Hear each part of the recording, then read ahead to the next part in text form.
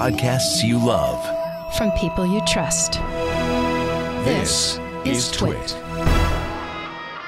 Hi, this is Leo Laporte, and this is my Tech Guy podcast. This show originally aired on the Premier Networks on Sunday, April 25th, 2021. This is episode 1791. Enjoy.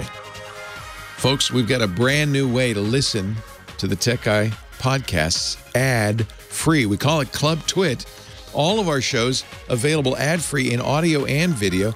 And there's more. You get a special Discord channel where you can participate in the making of new shows, listener-supported shows. You can chat with me and our other hosts and just chat amongst yourselves. It's really fun. And there's a new TWiT Plus feed just for club members with special content that's not available anywhere else. Club TWiT. Find out more at twit.tv/clubtwit. $7 a month and a lot of benefits. twit.tv/clubtwit. The Tech Guy podcast is brought to you by Audible. Audible is the leading provider of spoken word entertainment. Delve into your next title on Audible with Audible Plus. New members can try Audible Plus for 30 days. Download the Audible app and get started with a free trial at audible.com/techguy or text Tech Guy to 500-500. And by Amazon Pharmacy. Amazon Prime members can save on prescription medication when not using insurance and get free 2-day delivery. Learn more at amazon.com/techguy. Well, hey, how are you today? Leo Laporte here, the Tech Guy. Time to talk computers, the internet, home theater, digital photography, smartphones, smartwatches, all that jazz. 8888 Ask Leo is the phone number if you want to talk high-tech with me. I'd love to talk high-tech with you. 888-827-5536, toll-free from anywhere in the U.S. or Canada. Outside that area, you can still call, but you'll have to use Skype or something like that that lets you make a call to a phone number across the world. And then having made that call, it should be toll-free because it's a toll-free number. 88, does that all make sense? I don't know. I say it every show. I don't know if it makes sense. 8888 Ask Leo. 888-827-5536. Website is available to all and sundry. No charge, no sign-in, nothing. But we put everything from the show up there thanks to James DeRuvo, our official scribe.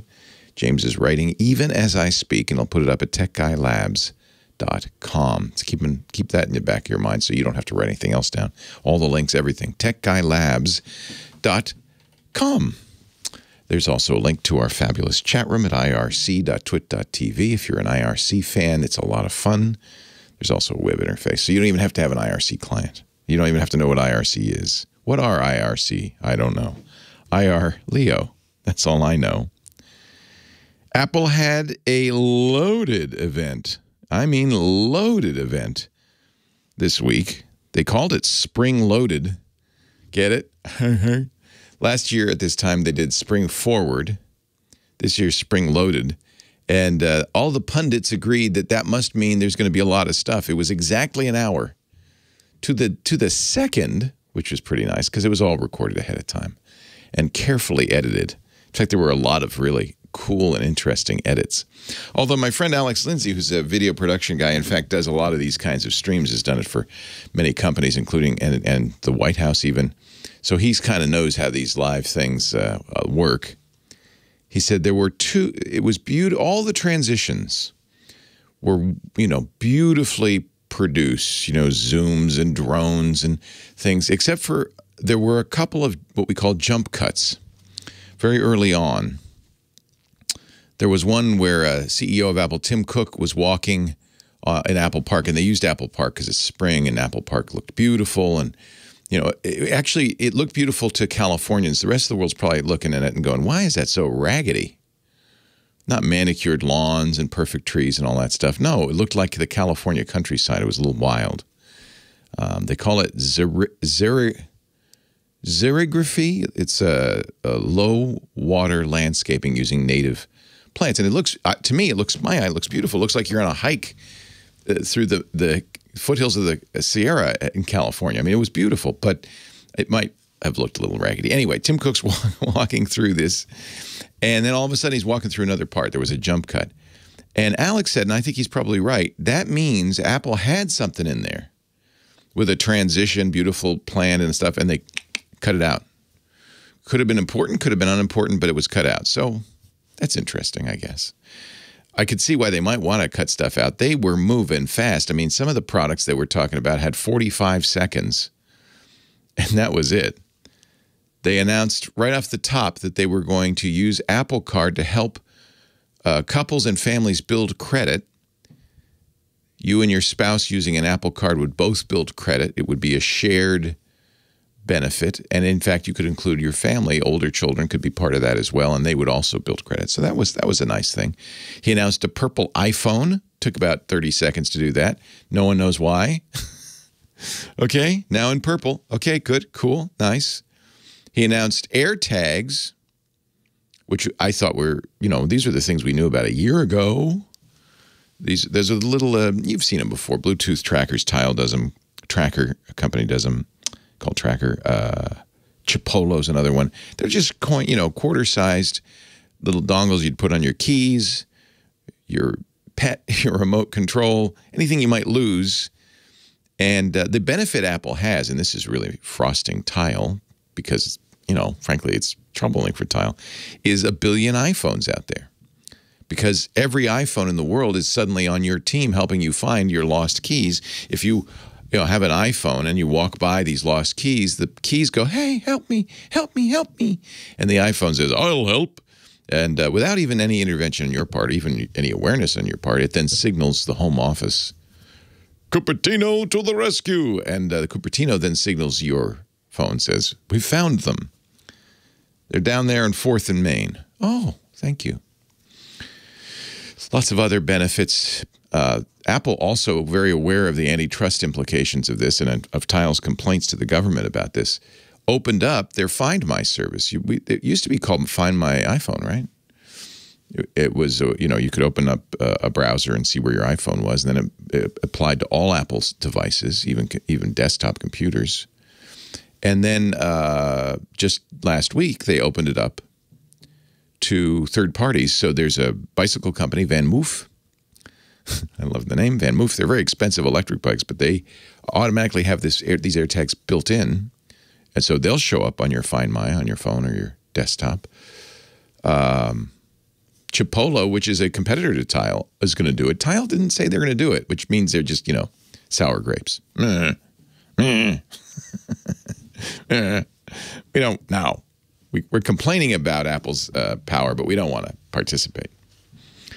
And I think Belkin had a thing. I can't remember what it was that will also use Find My. And I imagine other companies will come along. So this is really great. I ordered 4 immediately. They were available 5 a.m. Monday. I'm sorry, Friday. I had to get up.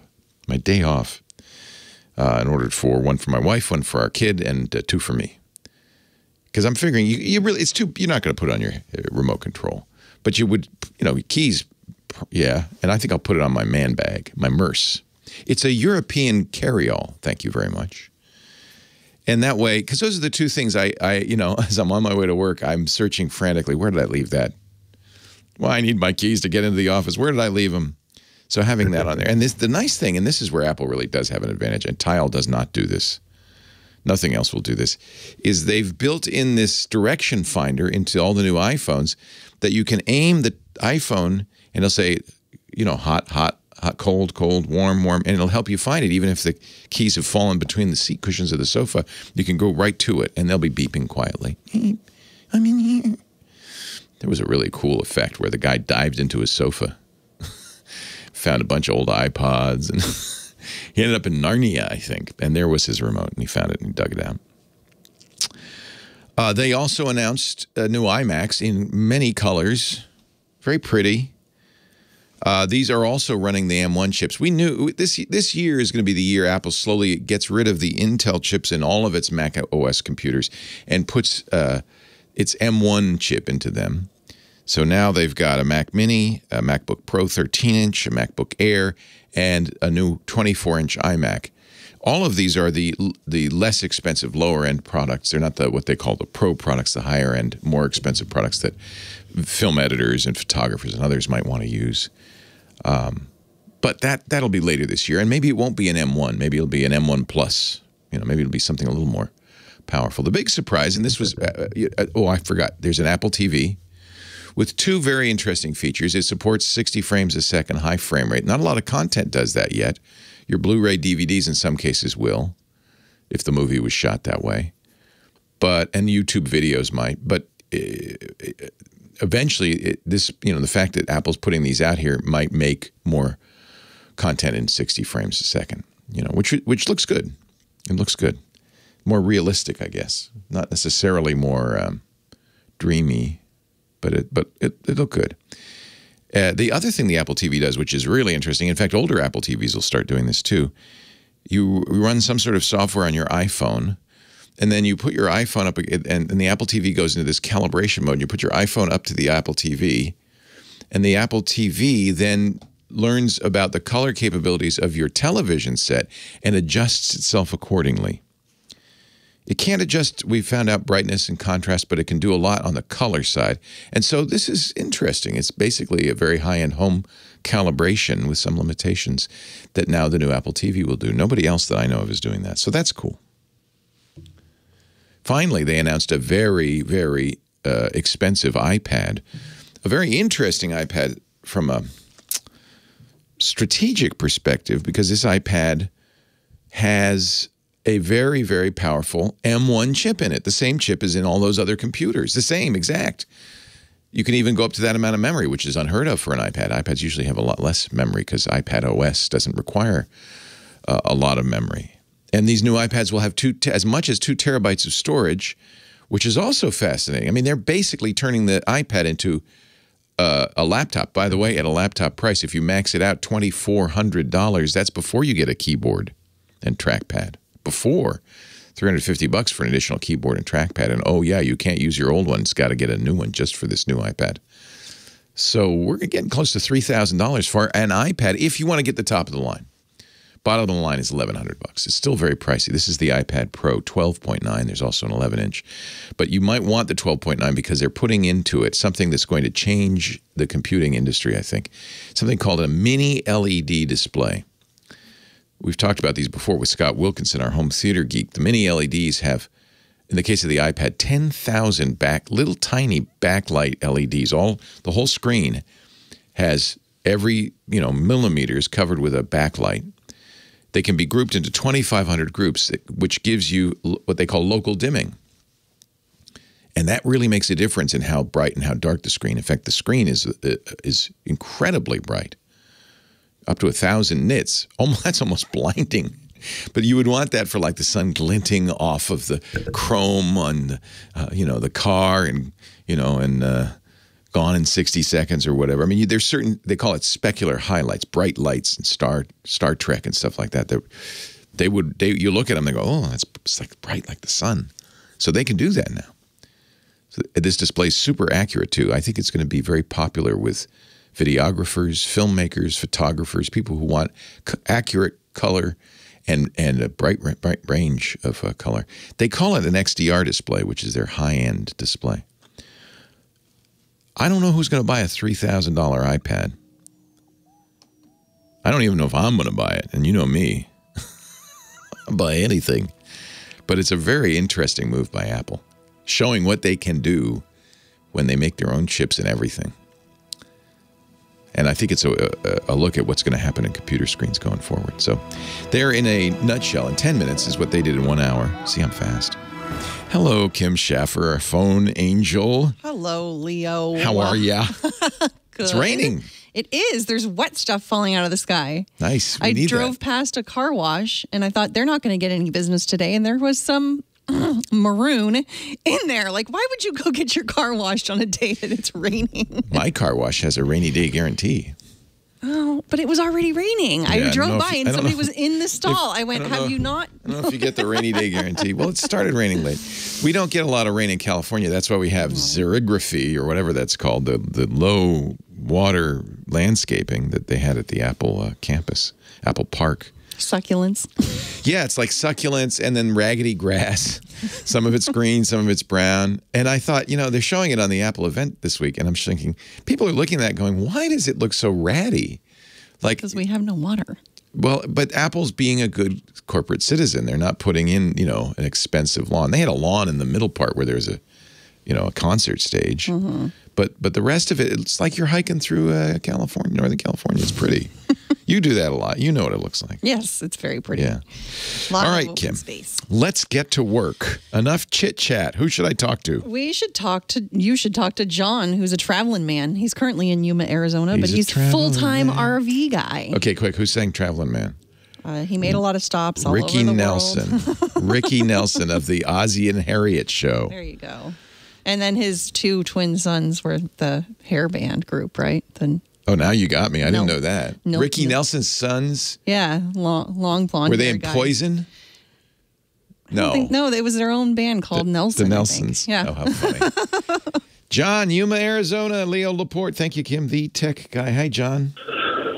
Hey, how you doing? I'm great. Traveling man. Yeah, well, I'm on the road for the next 5-6 months, maybe a year, and I had Verizon, and they wouldn't do anything for me, so I went to Spectrum. They gave me a great, awesome deal, but somehow I missed the bit about I only have 5 gigabytes of hotspot data. Yeah. And I blew through that in about 3 days. Yeah. And hotspots are great. So you're RVing around, and there are a couple of things. RVers used to put a satellite dish on their RV, the DirecTV dish, and get both data and TV.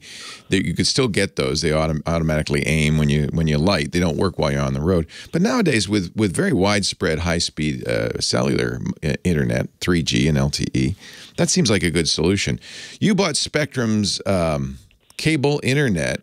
Or no, you bought Spectrum's phone service?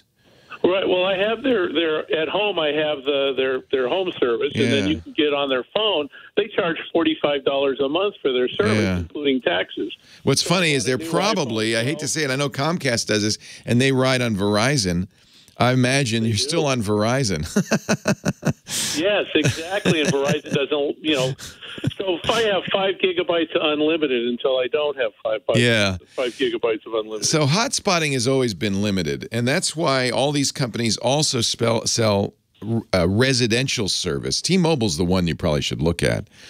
That's an interesting question. Does an RV count as residence?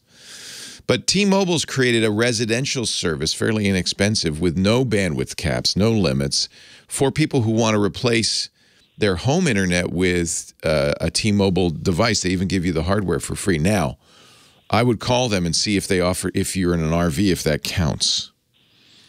Okay. Because, this is the problem. If you get just a normal cell phone service from anybody, they're going to limit your hotspotting because they don't want you to use it as residential internet service. They want you to do it, I'm at a cafe and I'll just use it for now.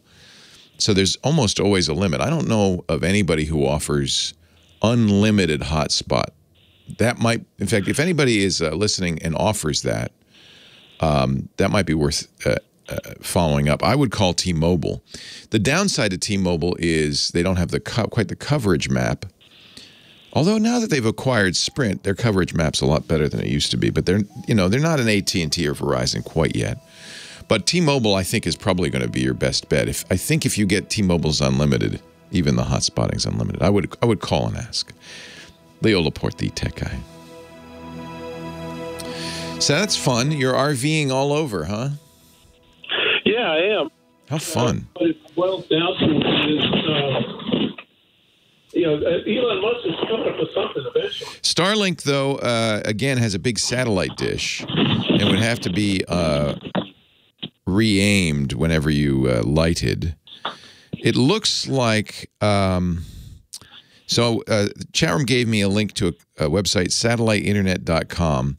They have an article on best unlimited mobile hotspot plans for 2021. One is through Verizon. It's their Visible service. And that has unlimited hotspot data, but it's only 5 megabits per second, which is too slow to watch Netflix or anything. Mint Mobile, our sponsor, gives you 5 gigabytes, but see, that's not unlimited, is it? And then, Verizon has a Get More Unlimited plan, which gives you 30 gigabytes of hotspot data. That's a little bit better. Well, with Verizon, I can get if I go back to Verizon, I can get my line, I can get a VPN, and I can get like 60 gigabytes or 45 gigabytes. Yeah. And that's about the best. But now I'm paying $135. It's expensive, yeah. They really want to, I would call T-Mobile and see if their brand, well, the problem with their residential stuff, it's not going to be good for an RV because it's in a very, it's eventually going to be, I think, nationwide, but right now it's in a limit. I can't even get it here in Petaluma. So, but I would call them and see what they're the most aggressive. They're the ones that have forced AT&T and Verizon to, lower rates and so forth. So I'd call them and say, what's your best hotspot deal? T-Mobile or Mint? T-Mobile. T-Mobile, okay.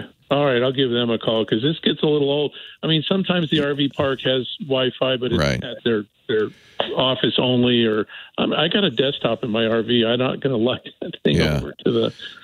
There is so what T-Mobile does is they step down after you use up your plan's limit to 3G, which ain't that bad. So I'm on there. I'm on a page. I just looked it up. Mobile internet plans for hotspots. And they even offer a hotspot device, which would probably be a good idea because that turns it into Wi-Fi, which means that you can then have everything in the RV. If you had a laptop and a phone and so forth, use it. Unlimited data, several plans, different amount of high-speed data. It looks like what happens is you buy a plan that has a certain amount of LTE, and even after you then exceed the LTE, they step down. They don't turn it off. They step down to 3G. I don't know. Though. They could make 3G pretty darn slow for you. Yeah, it just seems to me with hundreds of thousands of us running around the country, somebody ought to market this. I agree. Look at Visible. That's the Verizon plan. That's not. It's designed not for people who want to use a phone, but for people who want to use their network for data. It's not. There's no vowels in Visible. I should be able to spell it just fine. VSBLE, I guess. I don't know. Visible. It's actually visible with the vowels.com. But that's from Verizon. And so I think they also have something designed for hotspotting because they're very data focused. So I would also look at them. You can do all this online. I agree with you. What they're afraid of is people using this for residential internet. And you wouldn't be a problem because you're moving around.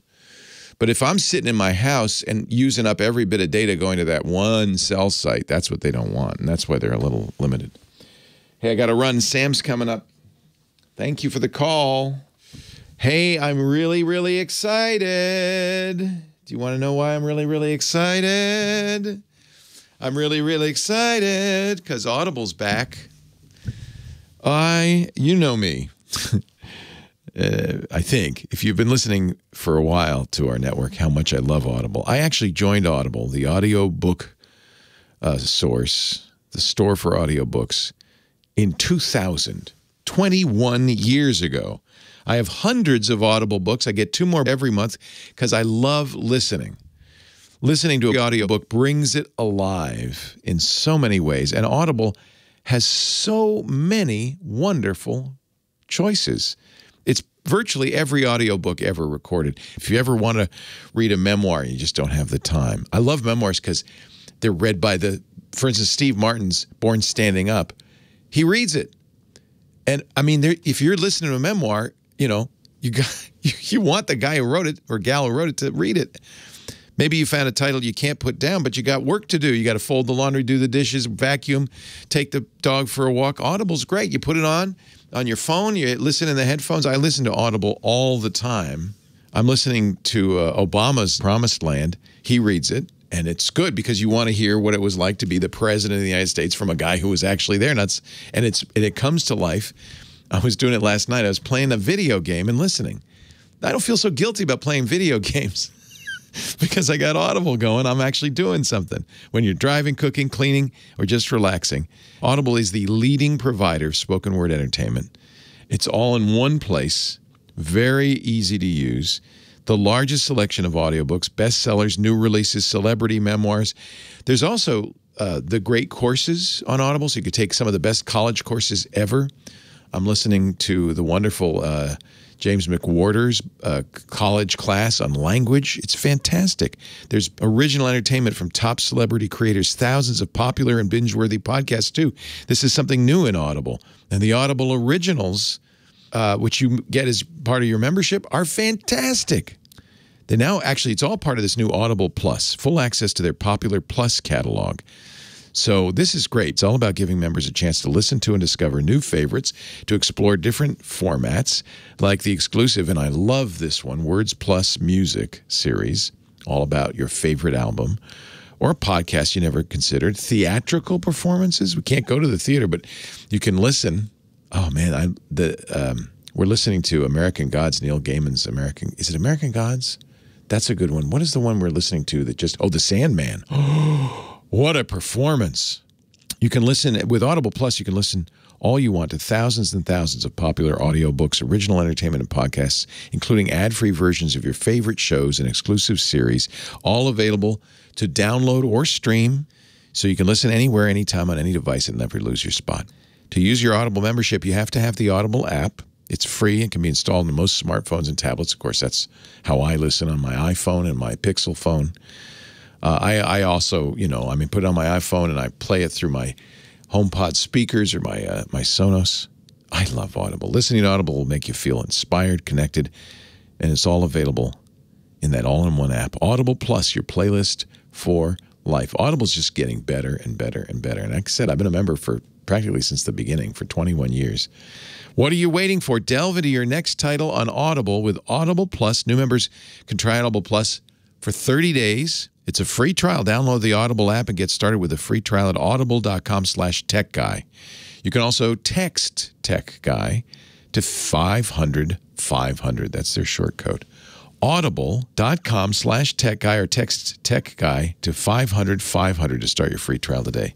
AUDIBLE, audible.com/techguy. Thank you, Audible, for your support of the Tech Guy Show. It's so good to have you back. I never stopped listening. Honest.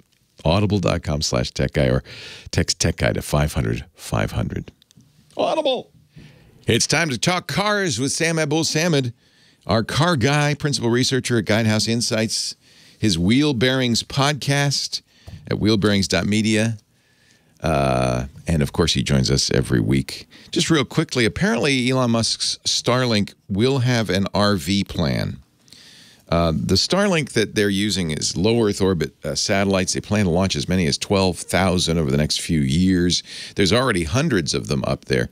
And they do require a pizza box-sized dish.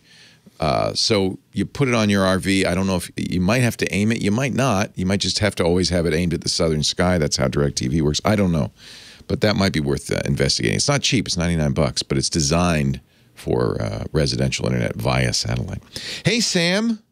Hey, Leo. How are you? I'm great. Elon's going to be on Saturday Night Live, or he was. I think it was last night. Oh, what night is tonight? Oh, yeah, you're right. Last night. It's Sunday. Did you watch it? I didn't see it. No. That's past my bedtime. Past my bedtime. Yeah. I would frankly just as soon not have to actually listen to his voice. There's just something about the way he speaks that I find it just. You're not an Elon Musk fan, I think. No, well, no. I mean, it's just. I mean, there are a lot of things that I admire about what he's done. Yes. Yes. You know, me too. But listening to him speak, just the way his speaking style just gets to me. But while we're on the topic of Elon, I just wanted to respond to something that Web3246 asked in the chat, whether I'd apologize for my comments last week about that Tesla crash in near Houston. Oh, yeah, because Musk is now saying it was not on autopilot. Well, he tweeted out the next day that it wasn't. Their preliminary data said it wasn't on autopilot. That tweet no longer exists. That tweet has since been deleted. Oh, maybe it was. Yeah.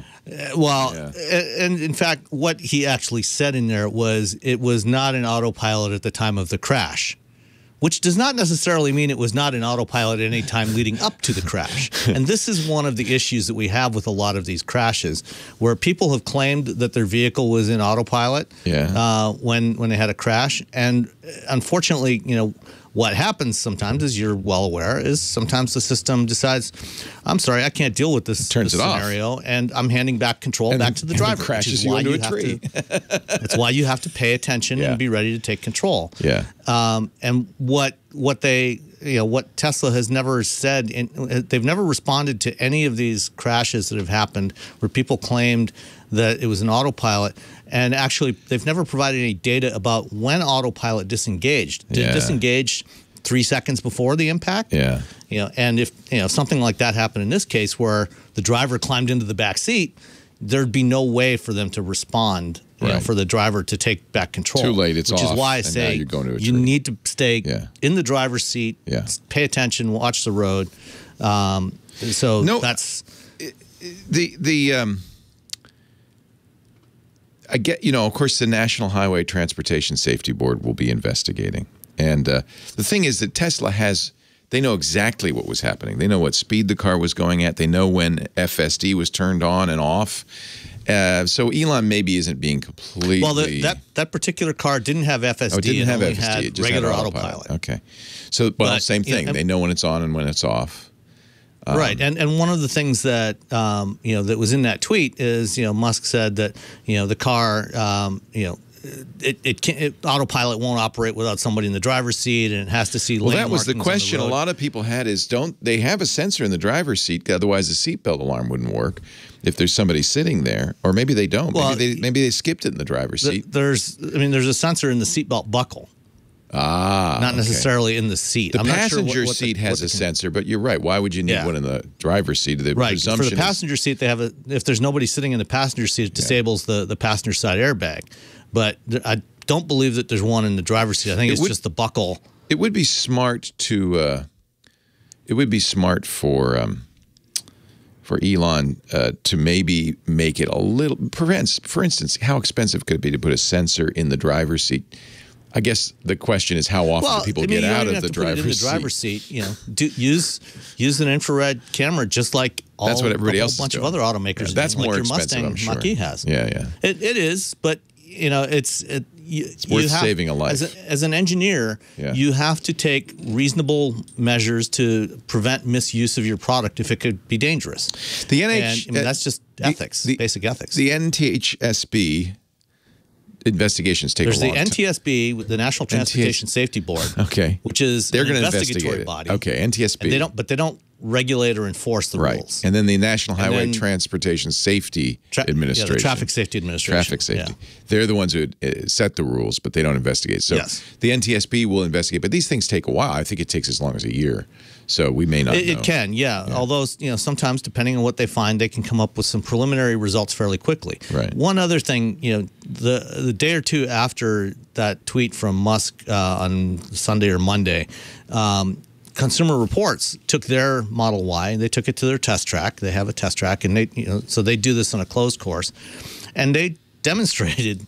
They did it. You can find the article online. I'll find it and put it in the chat. That they were able to engage autopilot and then climb into the back seat, and it kept on going. The car kept on driving. It shouldn't do that. Yeah. So it is absolutely possible to do what we presume happened in that case. And I guess it's reasonable for Tesla to say, well, look, if people are going to be idiots, we can't protect them against all stupid behavior. No, but there are things that you can do within reason that are not going to be. I mean, you're talking about a $50,000 car, or in the case of a Model S, maybe $100,000 or more. You're talking a few dollars to add this infrared camera. And the ability to detect, is the driver there, and is the driver watching the road? And this is why NHTSA, not that hard. This is why NHTSA needs to make the regulations, because it's their job to regulate auto safety, and they need to say, whatever it is they need to tell Tesla. For instance, don't call it autopilot. Make more safeguards in there, because it's not safe, because people assume they can get in the back seat and the thing will drive itself. And clearly, in that case, it did not happen. So I think you're right. No apology necessary. I will apologize that Elon is going to be on Saturday Night Live on May 8th. Thank you. Oh, is it May 8th? Okay, I thought May it was 8th. There was no show last night, so you have plenty of time not to watch. All right. So to Dr. Mom Grandma, she said, there's no cure or vaccination for stupid, and she's right. She's absolutely right. But as I said, one of the things I learned very early on in my engineering career is that it's your responsibility as an engineer to anticipate the way that consumers are going to use a product. And if there are reasonable measures you can take to mitigate misuse of that product or prevent misuse of that product, it's your responsibility to do that. And there is everything that we've seen happen with autopilot and full self-driving that has gone wrong has been absolutely foreseeable by any reasonable engineer. And when things happen over and over again, then it's absolutely something you should be doing something about. Yes, I agree. I agree.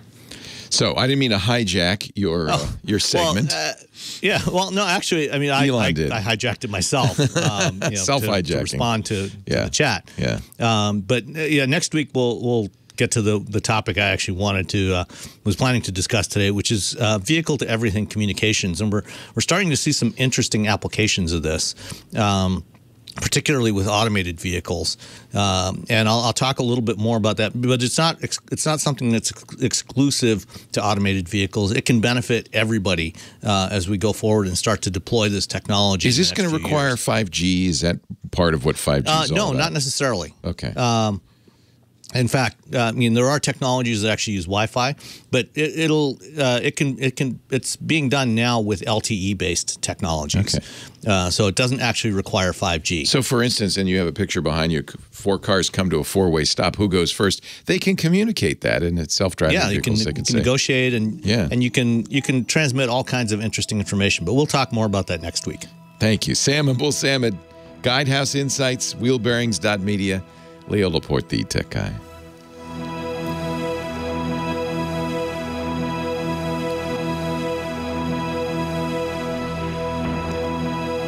I'm actually glad you addressed that. Yeah. It's funny how, and it really shouldn't be this way, but people seem to line up one side against the other when it comes to Tesla and Elon Musk. I don't know why. I give Elon enormous credit for some of the amazing things that Tesla has accomplished in terms of popularizing electric vehicles and popularizing the idea of getting these driver assist systems to be more commonplace, and also for the stuff they've done with SpaceX. Now, the Boring Company is a whole other story. Yeah. But certainly with SpaceX, what they've accomplished there is incredible. And he absolutely deserves credit for that. Yeah. But, when they're doing things that are what I consider negligent, they also need to be called out for that too. Yes, I agree. I agree. My friend, our time has ended here. Yep. On the TWiT stage. We never even got to the stage. Never even got to the stage. It was a hallway conversation. Yeah. But I thank you, and I will see you in the Discord. Have a great day. All right. Take care. Bye. Bye-bye. Leo Laporte, the tech guy, 8888 Ask. Leo, Dennis is on the line from Marina del Rey, California. Hello, Dennis. Hey, how's it going? Really appreciate your service that you offer, and I just wanted to say that Kim Schaffer has the most beautiful laugh. Aww. And I think other people will say the same thing. I agree. Add something to your show. Hey, I have 2 questions for you, so I figured who should I ask but the expert. 2 questions is, my last question is a recommendation on a television, and I know you're great at that. Okay. But my first question is, I've just automated my place with the Google Nest. Nice. And I love it. I'm somewhat have some physical limitations as a retired military vet, and so it's nice to say, hey, turn on the light here. Now, one of the things I'm running into is on my phone, if I want to say, hey, so-and-so, take a snapshot, that it's, the speaker is listening to that too, or if I ask... Oh, I know. And it's annoying, isn't it? I'm sorry, I can't take snapshots. What are you talking about? Or right. Sometimes I'll ask Google to do something because I have them all over the place, and it'll play it somewhere else. So that's frustrating too. Some of this is learning the lingo. You can modify requests to the Google Assistant. The modifiers are things like and you should name all of the nests, on my bedroom nest or things like that. Right, I do. But if I ask it a question, I just wish that Google, and I know that everybody listens to your program, but I wish that Google would have a separate wake-up call for the phone and for the... I agree. This is a very common complaint. I've seen it many times. The way the voice works is in theory, it triangulates whichever one you're closest to is the one that's supposed to respond and do stuff. But the problem is your phone's always in your pocket. And so you're always closest to your phone. And I think that that's wherein lies some of the problem is there's some commands that, you know, when you're setting an alarm, I don't know. I guess some people would want that alarm on the Nest. Some people would want it on the phone. And Google doesn't, I think reasonably, does not know where to put it. So I agree. So it's part of, I mean, these things are really machines. They're not humans and they're not very bright. And context is the most difficult thing for a computer to do. So I just reach up and switch off the microphone. The second problem I'm having with that, and then I'll get to the recommendations for TV. But the second problem I'm having is I used to listen to you on the cell phone, and you know, rather than a radio. And so I listen to you on iHeartMedia. Right. But if you switch stations, it seems like that the volume level is different for every station. That's one I hope iHeartMedia's software developers are listening to, because I have no control, obviously. I have no control over that. All righty, and I do love iHeart, and it's great to listen to. They do a good job. Yeah, we're on this show is syndicated by the Premier Network, which is part of iHeart. And so that's why we're on Premier. Don't tell them I told you this, but we also stream it ourselves from the website and from my website at twit.tv. So there are other streams as well you can try, but you know, obviously I'd like you to use the iHeart stream, but if there are issues with its volume, they should have some sort of leveling system. I don't know why they don't. They should. Yeah. Now, the most important question, and I know that you're the perfect person to answer this. You have helped me out before by referring people to me that I could donate my time to as a photographer. Oh, nice. I love helping people, and you know, I didn't do it for money, but I love helping people, encouraging people, and so you did help me out on that. As a photographer, I want to buy a new television set, and I've been watching it on the computer for a long time, and I'm tired of sitting at the chair, but I'm thinking about getting a 77 C1. Say again, 77-inch? C1. C1, the OLEDs from LG. Right, and I'm thinking as a photographer and all that, I'm typically going to be watching it in the evening where there's not going to be any reflection. So reflections, part of the problem, the biggest problem really with OLED. OLED screens are the most, and as a photographer you'll care about this, the most accurate. They're very, very, very good. And they do HDR beautifully. The real drawback to OLED, there's two. One is the light is not as bright as LCDs. So you're fine if you're doing it at night. We don't, you know, Scott Wilkinson, our home theater guy, says generally if you're in a room that you can't dim the lights and you're watching the daytime, you might want an LCD just because they're brighter. But honestly, when I want to watch the best possible picture, I absolutely will watch my LG OLED. And yeah, sometimes there's some reflections. I often will draw the curtains to make the screen brighter. The other problem, the second problem is burn-in. And that you're going to have to work to create burn-in. But if you leave it on the same picture for a long time or over a period of days, it can burn in. So you want to be careful about that. Well, let me ask you a question. You watch a lot of, you know, if you watch television, a certain television channel like Channel 99 or something like that, and they have their logo in the bug. The bug, they call that. Yeah. Will that burn into the television? If you leave it on all day and night, yes. Okay. The TV has a pixel shifting technology that's supposed to prevent that. And I think the LGs, you're going to get a late model LG. I think you're going to be fine because I think they do some things like slightly move the screen around imperceptibly to you, but it moves that bug just a pixel to the left and then up and then down and then right. Would you recommend the LG over, say, a Sony or something like that? You know, the jury's out on that one. And I think Scott agrees with me, really like the LG, and that's the one I've got. But Sony's OLED is very, very good too. You know, there's a TV shootout every year that brings together the best TV viewers and so forth. It's from a company called Value Electronics, and they get all the best, highest quality screens, LCD and OLED together, and review them. And I think the most recent shootout, Sony won. But I think it's very, very close. Well, I actually value your opinion more than other people because you take all of the research from other people and you assemble it. I do. In my brain, I assemble it all together. Yeah. They reviewed in 2020 that we're due for the next shootout in a few months. The LG CX and the Sony A8 or A8H. I hate these names. And I think in the most recent one they gave it to the Sony, but I think it was fairly close. You can read about it. I'll put a link on the show notes to their shootout. And I don't guess it's going to drop in price anytime soon. No. Well, it has quite a bit, actually. They used to be extremely expensive. Now they're only somewhat expensive. But they've dropped considerably in price. I think the Sony is more expensive. In 2019, it was the A9G that won as the best overall TV, the best during the day, the best HDR TV, the best reference mode. It won all the categories in 2019.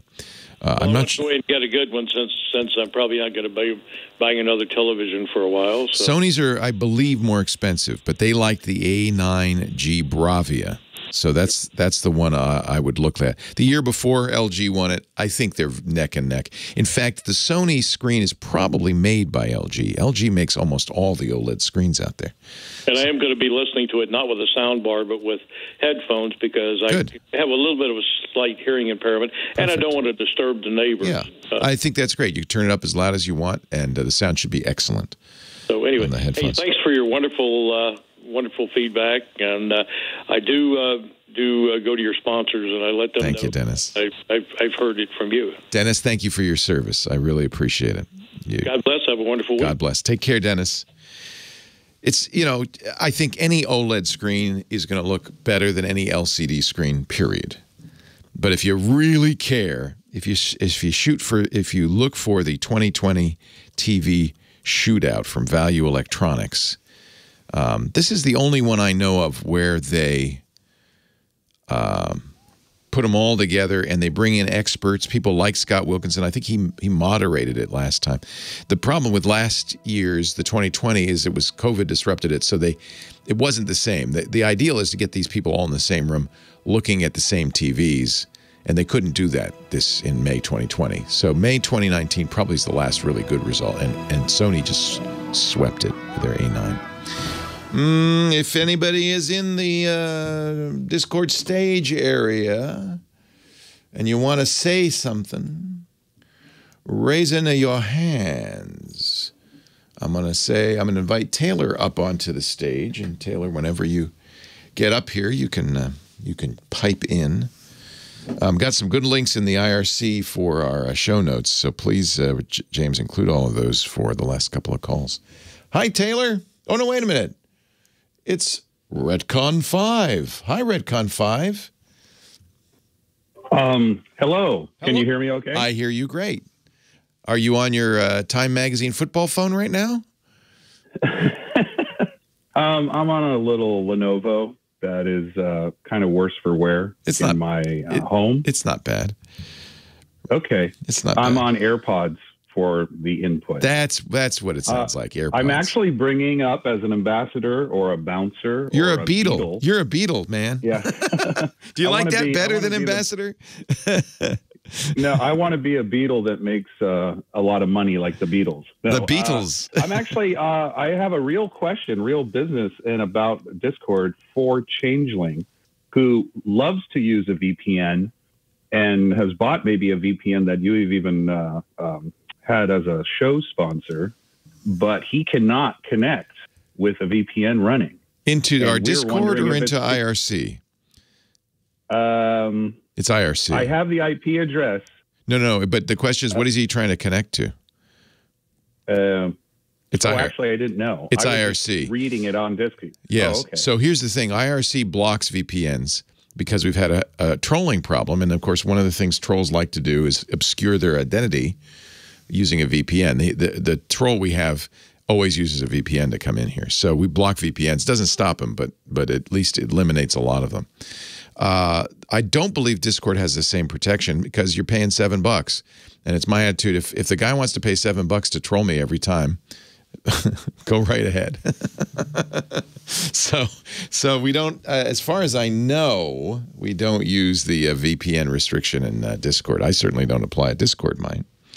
But TWiT's IRC rules say specifically, as Scooter X is pointing out, we do not allow VPNs, proxies, bots, scripts, shells, anonymizers, or bouncers like ZNC. And it's just so that people can't, and not just trolls, but spammers and others, you know, they don't want anybody to know who they really are. If you want to come in here and insult me with your real name and your real IP address, be my guest. Okay. That makes a lot of sense. And I didn't know that it was not Discord related because it was in the Discord chat. Well, and if it is, I don't know. The reason I haven't, you're the only mod we have out, third-party mod. We all the hosts and stuff are moderator level, but you're the only, and you have full moderation privilege. The reason that we don't have a lot of mods yet is we haven't had any problem. And I think it's, you know, even if we only charged $1, it's a charge is enough to keep people, I think, from spamming and so forth.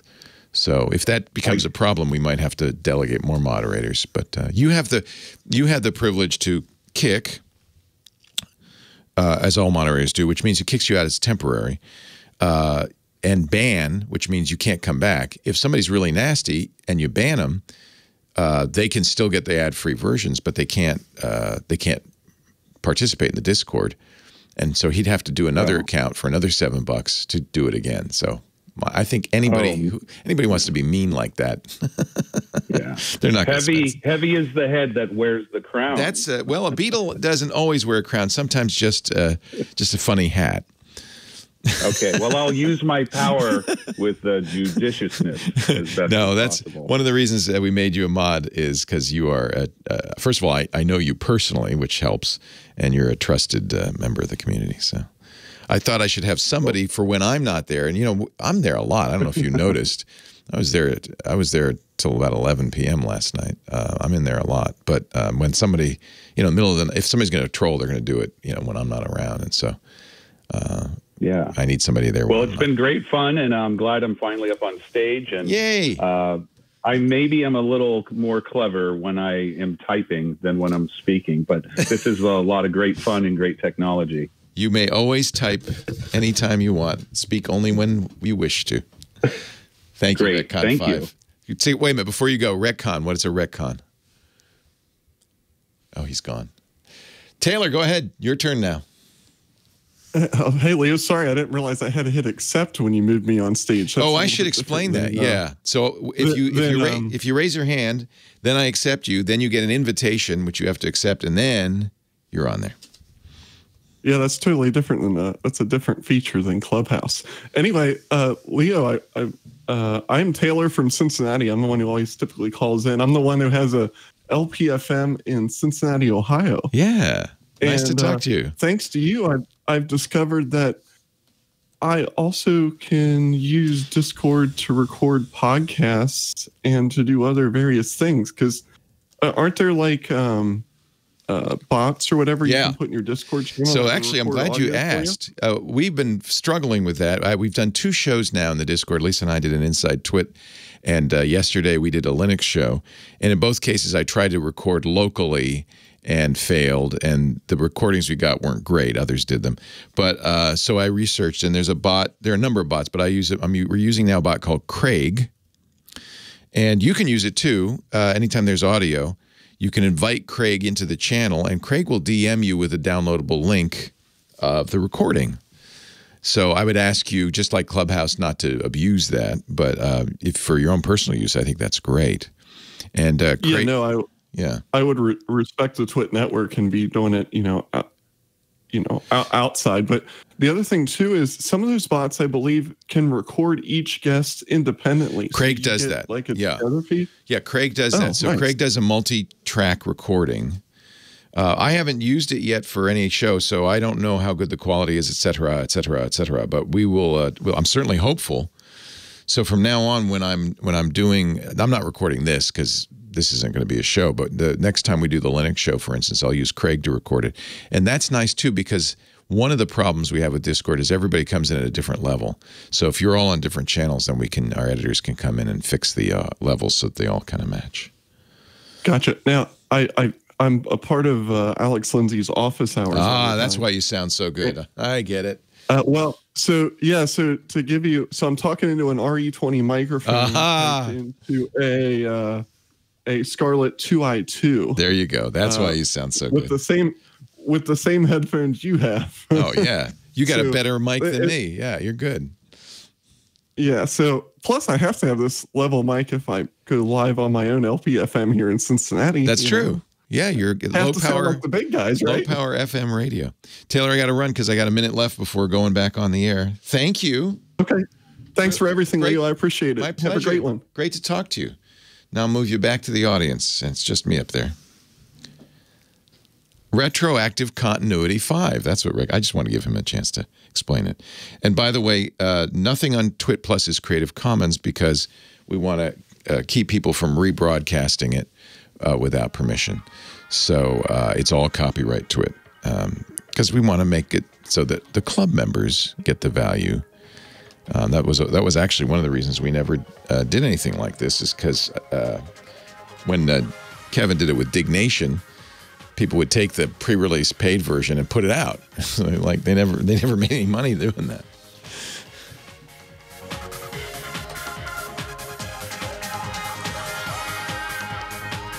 Well, hey, how are you today? Leo Laporte here, the tech guy. Time to talk computers, the internet, home theater, digital photography, smartphones, smart watches.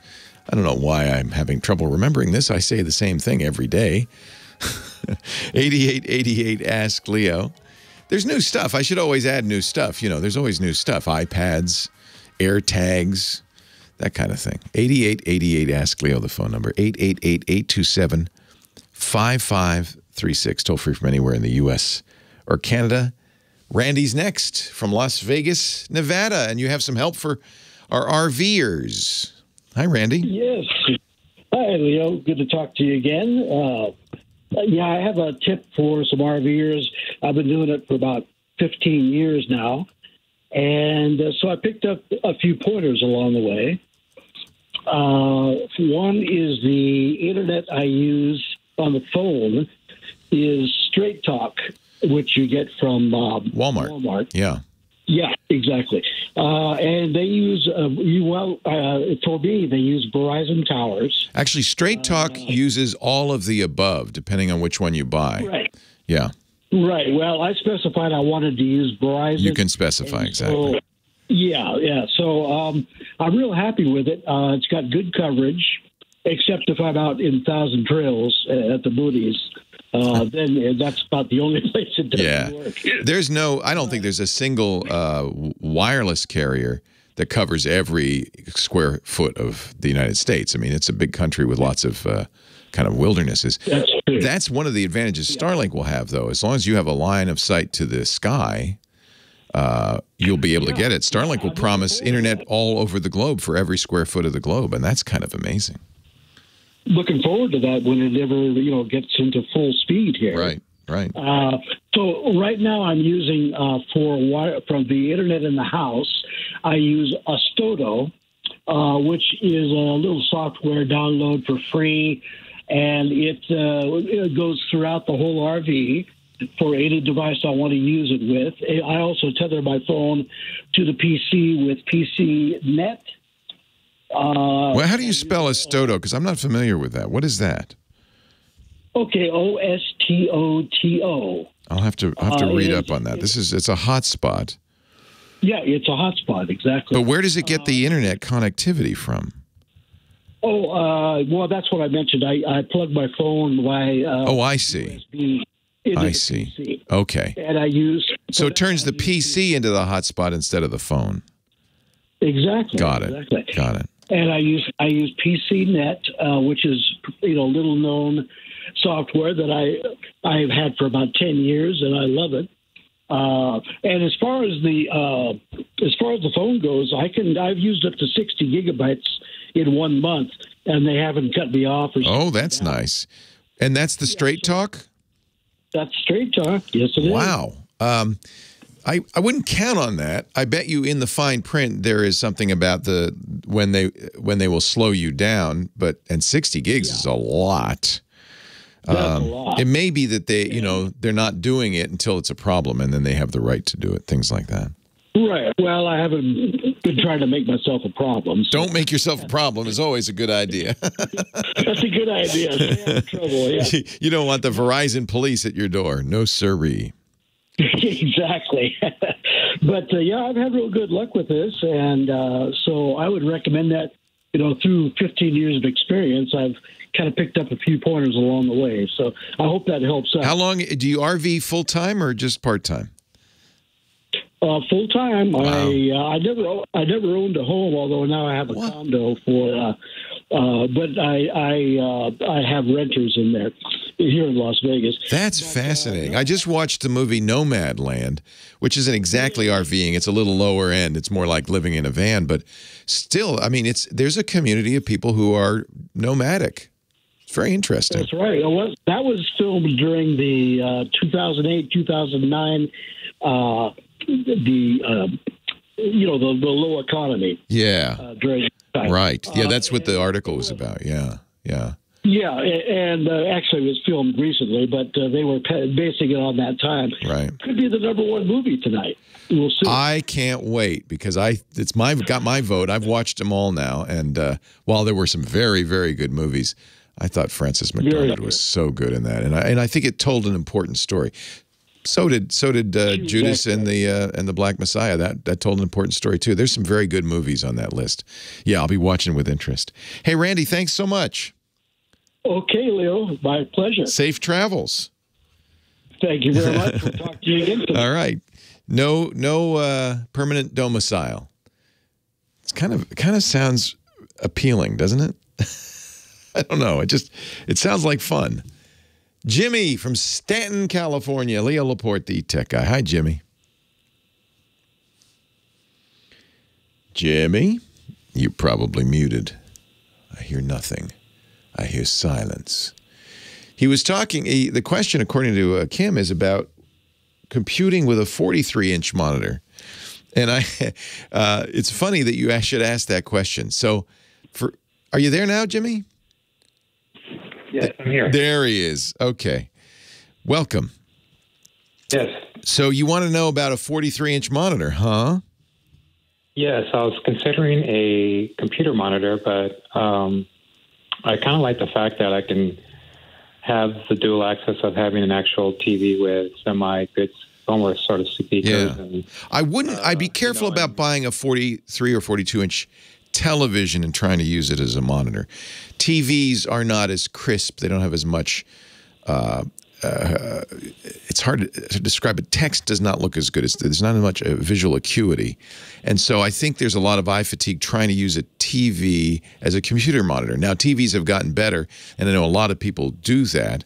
But they also sell 43-inch monitors that have all of the crispness of a computer monitor that you could use as a TV. They have HDMI inputs. A number of companies make these, Dell, HP.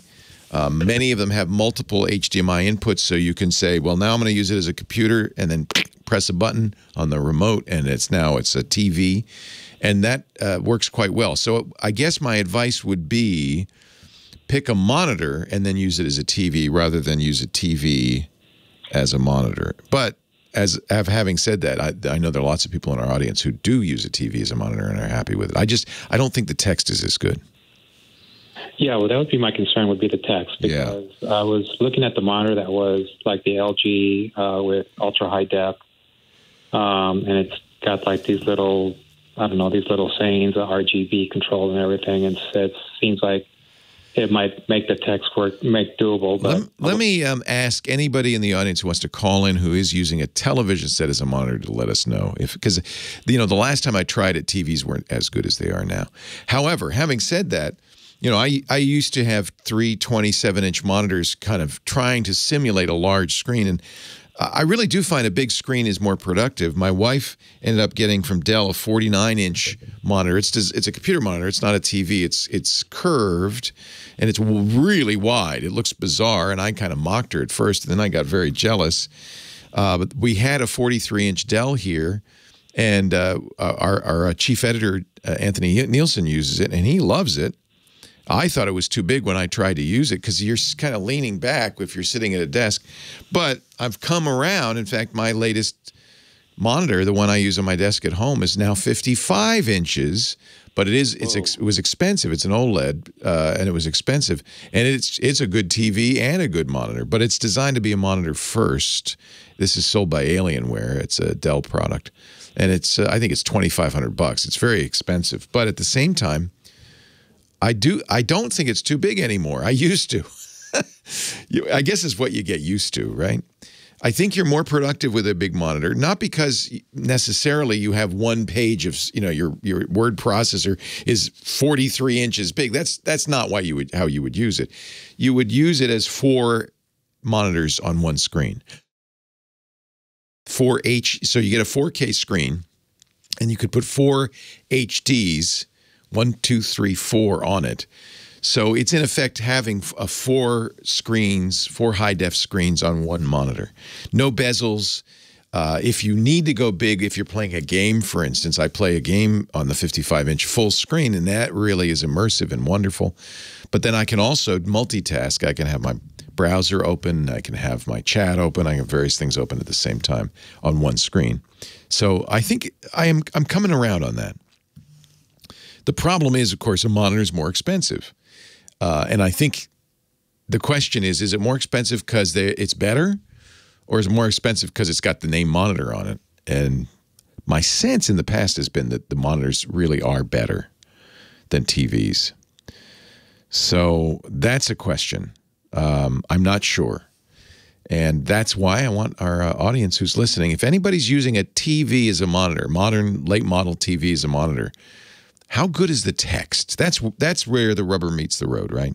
The text has to be just as crisp as if you're watching using a 24-inch computer monitor. Because you don't want the eye fatigue.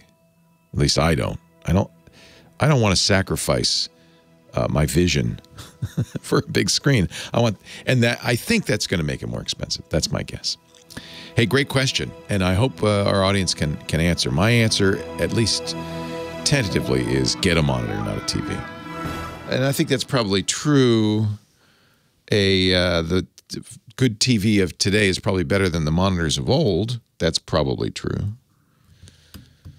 I bought Michael for his PlayStation 5 a 65-inch 4K 120 hertz TV, or was it 120? It might have been 60 hertz. It was a TCL. And I have to say, it looks great. I bet you actually text is probably as good as it is on a monitor. That's actually true. But yeah, for playing videos, of course, it's the question is, would you want to surf the net or use a word processor? How's text look is the real test, I think. Yeah, you're not using it for text. Yeah. Yeah. John, you should go into the stage if you want to talk to me, so people can hear you, because I know that. I know people can't hear you. John is runs the board. He's our studio manager, and he has a back channel to me, but you guys can't hear it. I know. Leo Laporte, the tech guy. A lot of people in our chat saying, "Oh, I use a monitor, a TV rather, for a monitor, and it's great." So I think maybe modern TVs. Jammer B, our studio manager, says he uses his LG OLED as his main monitor. Certainly, if mostly what you do is watch video or look at YouTube or stuff, that'd be fine. It'd be great. Again, it's just for me. It's just the question of how good does text look, and a number of people say it's pretty good. The modern TVs are so good. You'd want to spend to make sure you get one that's really crisp. 4K, I think, absolutely the minimum. High refresh rate if you can get it. There are plenty of TVs. Samsung makes a very good, I think, 4K 55-inch LCD with 120 hertz refresh rate. That's essentially a monitor, and I don't think it's I think it's under $1,000. I think it was $600 or $700 when I looked at it. So, yeah, that's a little more expensive than a computer monitor, but it's a TV too. It's not bad for a TV. So I stand corrected, I guess. Go ahead and do it. Jeff in San Francisco is going to tell me I'm wrong, too. Hi, Jeff. Mr. Leo Laporte, it's your old friend, Inspector de Chapeau. Hello, Dishapo, sir. How are you? I'm great. Good. I use a... By the way, I got to tell you, Jeff came in. This was years ago now, Jeff. And he had, what do you call that thing you put on my head? The conformature. Conforms to your head. It's a bizarre device with lots of pins in it, dull pins in it. You put it on the head, and it will actually take a impression of your head, basically. Yeah. And if you want to see it again, you can just Google GizWiz 1302, and that episode comes up. Nice. Yeah. And we were talking Panama hats at the time. I wish I never did, even though I was down in Ecuador, I never did get a good Panama hat. But someday. Yeah, that's unfortunate. Someday. They're expensive. Getting back to the TV, though. Yes, sir. I do use my 55-inch LG OLED for a monitor. And I would warn about burn-in. I did burn-in. Good point. Yeah. The tool taskbar on the top burned in. Yeah. To LG's credit, they replaced it out of warranty, maybe because they needed photos. And the burn-in, you'd only see it on an orange background. So if you pull up an orange background on YouTube, there it is. So that's actually a good warning. Don't use an OLED. Probably get an LCD, because burn-in will be an issue, because modern computer interfaces don't pay attention to that stuff. They leave those menu bars there all the time. Yeah, well, the thing is, I switched to Firefox. If you go full screen, the menu bar disappears unless you put your cursor to the top, and then you can jump between tabs. So, that's what I'm doing now. Okay. I do want to tell you one other thing about that TV, to contradict something you say. It has the best TV speakers I have ever heard. Now, you know how you have a home theater and you can have a separate microphone and it'll balance the room out or something like that? Right. This does the same thing. Oh, I didn't know that. Which LG is this? Well, this was the bottom line when the price dropped. The CX, the C1, I mean, yeah. Yeah, it's the bottom line one, but they use the remote control for a microphone. Oh, clever. Yeah, so you figure if they're going through that much trouble, then they must be serious about the sound. I was startled. I was positively startled when I played a Blu-ray of, I think it was The Last Mission Impossible or something, and in the opening credits, the whole wall behind my TV just blew out. It was, yeah, and I've seen the inside of this TV, and, those speakers are, about twice the size of a pack of cigarettes. They're not very big at all. But it may be also that the stand it's on there's no table underneath the speakers, so they're shooting to the floor and maybe bouncing or something like that. I don't know. Yeah. But that's my story. I had no idea that the speakers are so good. I have probably an older one than you, and I don't think I've ever used the speakers. No, I think we got ours at the same time. Like I said, I'm already on my second screen. So, I will have to turn off my my stereo and start listening to the speakers. Throw a Blu-ray in there. That has some good sound. And maybe they need to break. Good on them. I don't know. Good on them. There you go. Yeah. There you go. Jeff, I appreciate it. Thanks. It's great to talk to you, Monsieur Inspector de la Chapeau. Hopefully someday we'll meet again. And by the way, thank you for introducing me to Louis XIV, I believe it was, that little cognac or whatever. Oh, did you have some of that? Oh, yeah, I hit you up for 2 shots. Good man.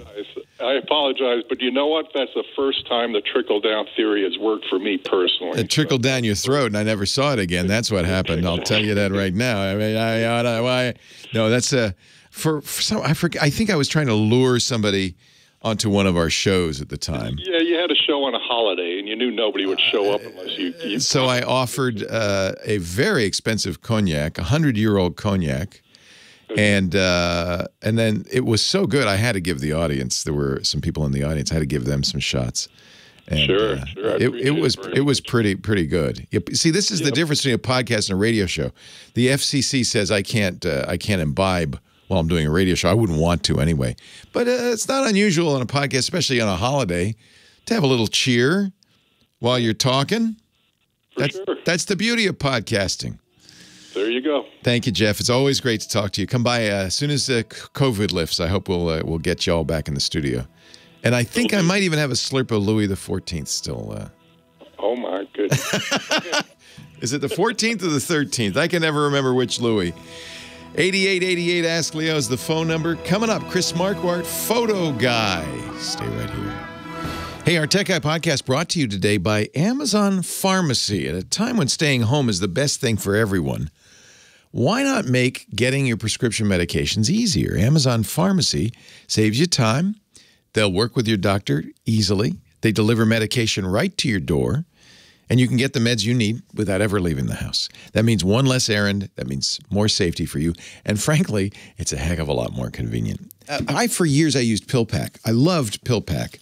It was a really cool, high-tech method for delivering medications and vitamins and other things in pre-packed daily packages, so you never forget. You could have one for every hour of the day or whatever you need. It was very easy. I always loved PillPack. Amazon acquired them, and now PillPack powers Amazon Pharmacy. Here's why Amazon Pharmacy is freaking amazing. It saves you time. Amazon Pharmacy delivers your medication directly to you, so there's no more waiting in line at the pharmacy. It's easy.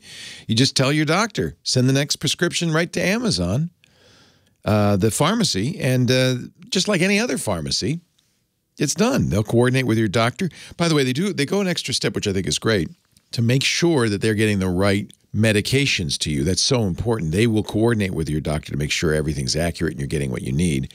That's really good. Because doctor's handwriting is not great. So this is actually going to improve that process.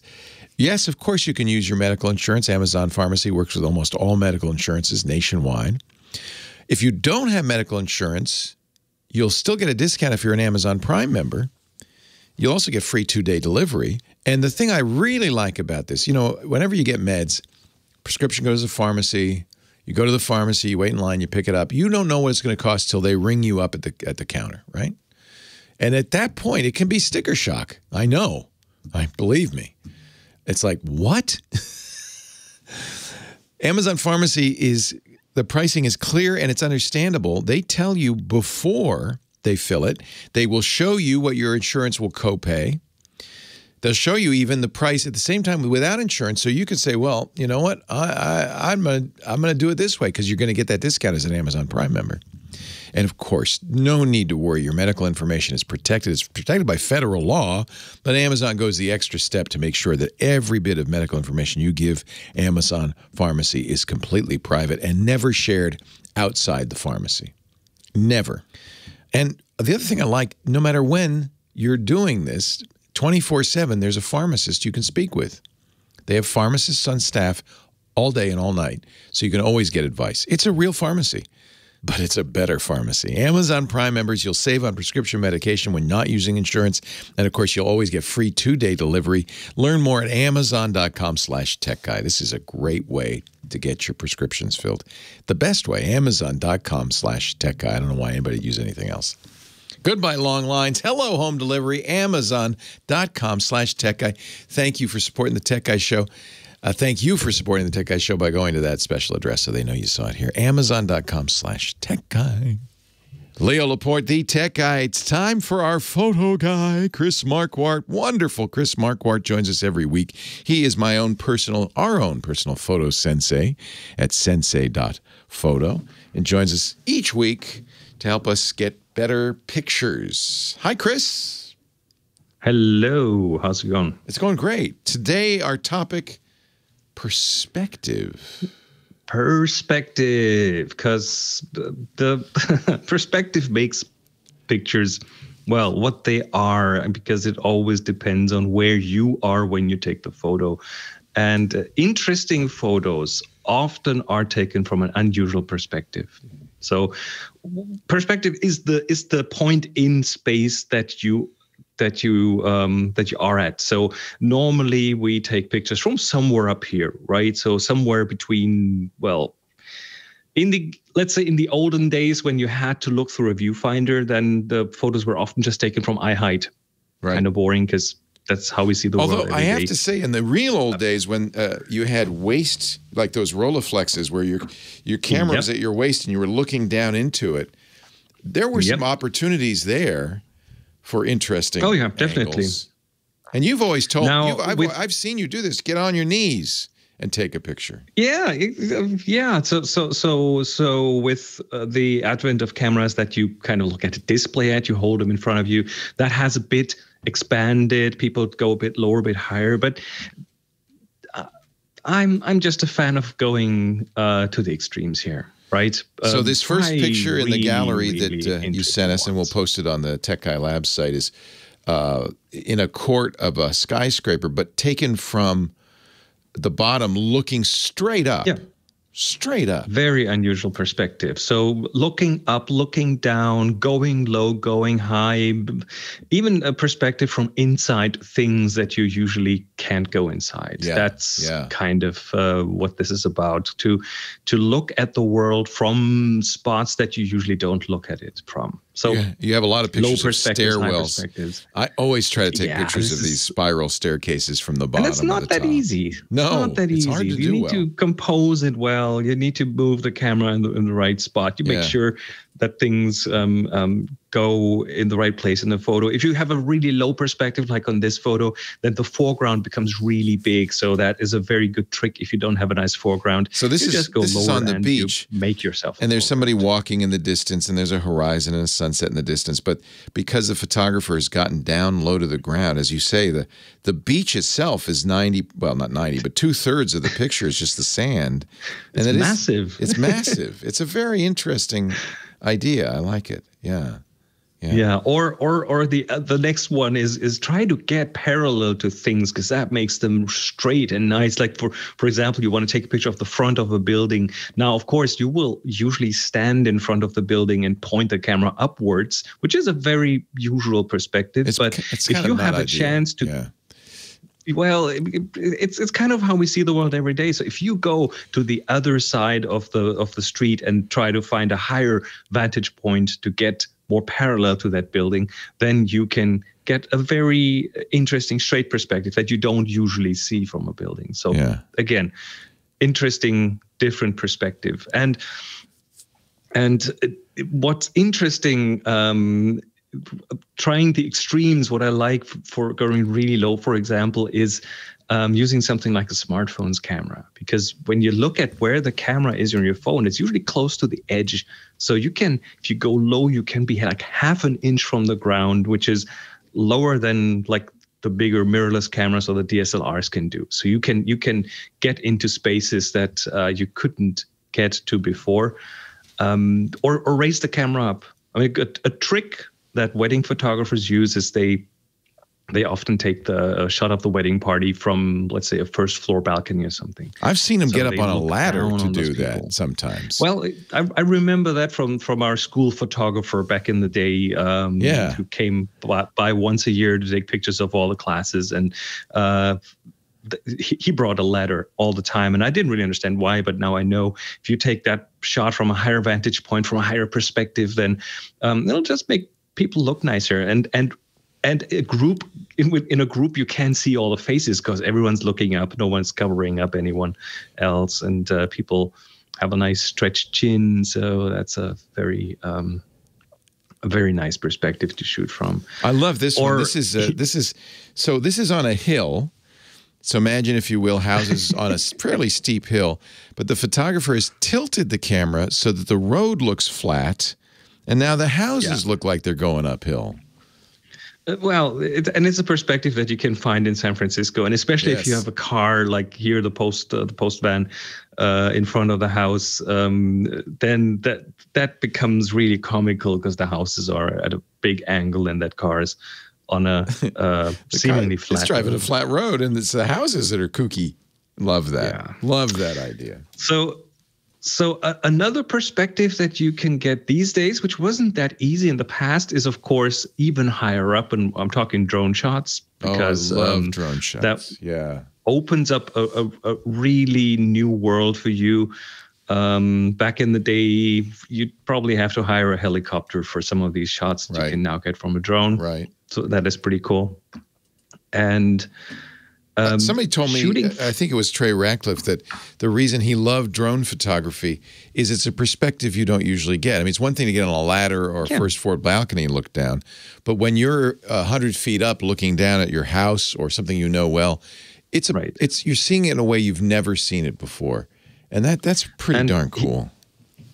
And here's a tip for those who want to play with this and try this. You don't have to be where your camera is nowadays. You don't need to be glued to the camera, because you'll have Wi-Fi on your camera. You'll have a remote on your smartphone. If you have an iPhone and an Apple Watch, the Apple Watch is your remote control for the camera. So you can put your camera into a washing machine or a dryer or a waste paper basket or something weird to shoot from, which is super easy to do these days. There are a number of TikTokers. I actually think that some of the creativity on TikTok is fantastic. And there are a number of TikTokers who are doing transitions in the phone, moving, and that's exactly the kind of thing they're doing. They're putting it in a wastebasket, shooting out, or, if you want to get a picture of somebody putting something in the fridge, they're putting the phone in the back of the fridge and using a remote control to take a picture. And it's a great looking shot. I mean, now these are mostly video, but it's the same idea. It's really, I think, cool. Yeah, definitely. So that's a huge playground, and putting the camera in different places, definitely. And by the way, anyone who wants to try that out, who wants to play with this, we have our Flickr group, and on the Flickr group, our moderator, Renee Silverman, she runs a weekly mini assignment. And if you want to play with perspective, try it out, share some photos.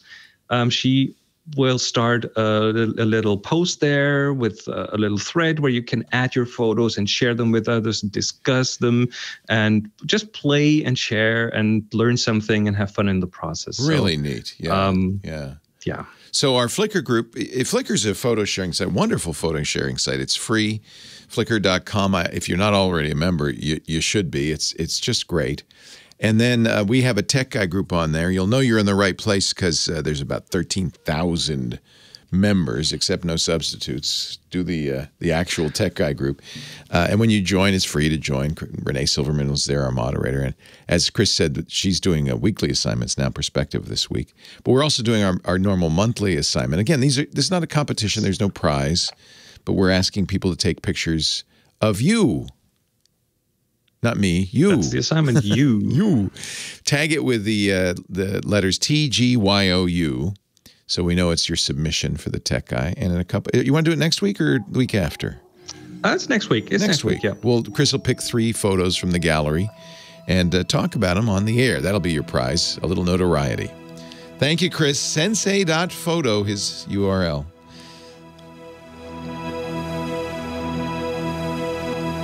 I love the galleries you put together. They're really great.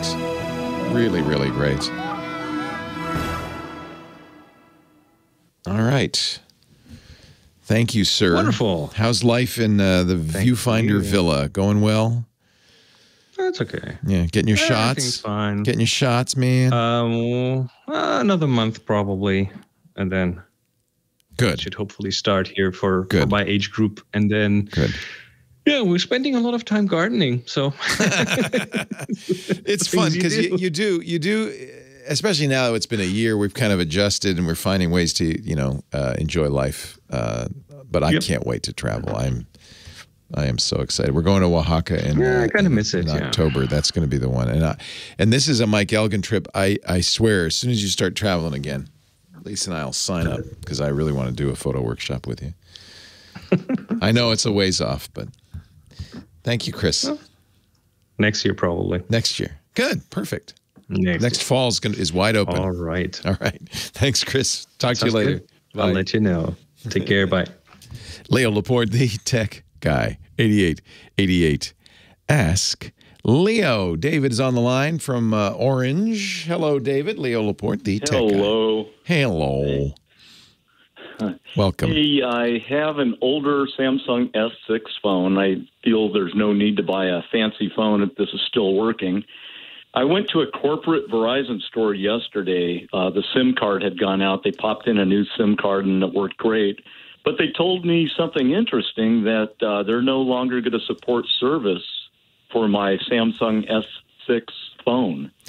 Yeah. I'm welcome to buy a new one. What's happening is, and Verizon, I think, is the first to announce this, they're going to take down the 3G towers or take down the 3G radios. So any phone that doesn't support LTE will be out of luck. I'm kind of surprised to hear the S6 doesn't support LTE because it's not that old. But if it doesn't, yeah, you're going to be out of luck. You won't be able to get data. It'll work as a phone, but you won't be able to get data. Yeah, no, S6, I'm pretty sure the Galaxy S6 was LTE. I'm surprised they told you that. Do you see LTE at the top of the screen? No, I don't think so. Just Okay. 4G is all it says. 4G is LTE. So I think they are mistaken. Some older phones, a lot of older phones which don't support 4G or LTE, that's the same, will be out of luck. I told him mine was 4G. You know, he was putting the SIM card in. He was very knowledgeable, but he said it really works on a 3G technology. Oh, I know what they're retiring. I now know. Now I'm thinking this is CDMA. That's what they're retiring. So there in the old days, but pre-LTE, there was GSM, which T-Mobile and AT&T used. That was the kind of the technology they were sending data over on their network. And then there was GSM was the most common worldwide. And then Verizon and Sprint were using CDMA. And Verizon is retiring that CDMA network. Now, you got a little time.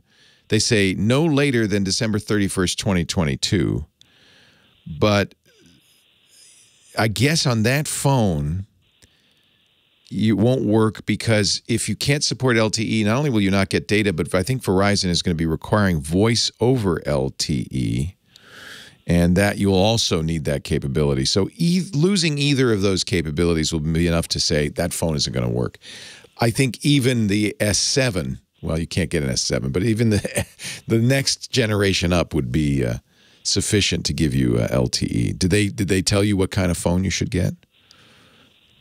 Yeah, one that cost $1,000. Yeah, stop it. Now maybe now I'm looking on the Verizon page, and they say the S4 or prior is no longer supported. The S4. So I think he might have misunderstood the information he got from corporate. Okay, that's good news. Yeah, I mean, we're talking. These are pretty old phones that either require CDMA or don't support 4G. Yours does. Yours does. Do you have a setting for voice over LTE or VoLTE in the phone? I have no idea. I think the guy. I'm not going to impugn him. I don't think he was doing it just to sell you an expensive phone. I think he probably misread the memo, because I'm looking at the CDMA network retirement FAQ from Verizon, and it says S4 or earlier, not S6. Okay. So I think you're all right. But that is what's happening. $1,000. Yeah. Well, and by the way, there are plenty of phones that will work that are not $1,000. You don't have to get a Samsung Galaxy phone. And even Samsung has lots of very good phones that are $200, $300, $400. So if he really did say, no, you've got to get this S20 plus $1,000, please, then he might have been upselling you, because that is not a requirement. There are lots of phones. Well, it's a corporate store, so I didn't feel like he was trying to push anything. He just was giving me information that I didn't know about. Yeah, yeah. I don't know. Okay. S4 or earlier, that's the truth, according to Verizon's own page. All right. All right. Hey, I appreciate the call. It is something people should be aware of. Absolutely. Because it's a problem. If you have a really old phone, and I don't think Verizon's the only one that's going to end up doing this, the CDMA networks, Sprint's already phased out CDMA. Once the acquisition with T-Mobile happened, that transition's already happened, I would guess. But Verizon's the last company standing in the U.S. still using CDMA. That's not going to continue. You're going to need LTE. So if you have a pre-LTE phone, a 3G only phone, I think it is time to start thinking about what you're going to do. You've got a year, in all likelihood. You got plenty of time. Dean is on the line from Quartzsite, Arizona. Hello, Dean. Hi, Leo. Say, I've got a problem with YouTube. I got a new phone and got everything onto the new phone. It was going for about 3 weeks, and all of a sudden I can't get my YouTube channel. It comes up and buffers. Oh. That's it. Oh. And it just never does play. Right. Wow. That does sound like something's wrong. Are you using the YouTube app on your phone, or are you using a web browser? I'm using the app on my phone. Boy, it sounds like there might be something wrong with the app. You get data. If you open your browser, you get data and everything, right? Right. In fact, one thing to try is actually going to YouTube in the browser to see if you can get it to play. Buffering usually means there's not enough internet to watch the video. So that would be one thing to try, is use some other video source like Netflix, or just do it in the browser just to see if you do have enough bandwidth. My guess is you do. My guess is you do, and it's merely something's gone wrong with the app, in which case, and you know, this shouldn't happen, but it happens all the time, and I've done it many a time, uninstall the app and reinstall it. And sometimes that's enough just to, it's a little kick. It's a little threat. But I would try it just to make sure you have enough bandwidth. I would try youtube.com in the browser, and it'll say, wait a minute, you should use the app. And you say, I know, but I don't want to. And see if you can get that video to play back in the browser, in which case, you know, I got plenty of bandwidth. There's nothing blocking YouTube. That's the other possibility, is maybe YouTube is being blocked in some way. Who's your carrier? It is PCS. PCS, you mean Sprint? PCS? Yes. Yes. Okay, you're going to have to get a new phone. That conversation we just had, wow, they haven't called themselves that in a long time. It's working though, right? Wow, that's a pretty old phone. How old's that phone? No. This phone is 3 weeks old. Oh, okay. Ah, interesting. Yeah. So that's interesting. Maybe it's something with the phone because it's a brand new phone. Some companies, I don't think Sprint does this, but some companies re-encode YouTube. Could be something like that. I don't know. That's an interesting conundrum. Yeah. Oh, it's Metro PCS, not Sprint. Now I know. Got it. Metro PCS. Sprint PCS has been gone for more than 10 years. Okay. That was a blast from the past. Metro. Yeah, Metro's fine. Metro, though, may well re-encode YouTube stuff to use less bandwidth on their network. So I would try it in the browser or try some other video program. Make sure you can watch video, and then if you can, reinstall.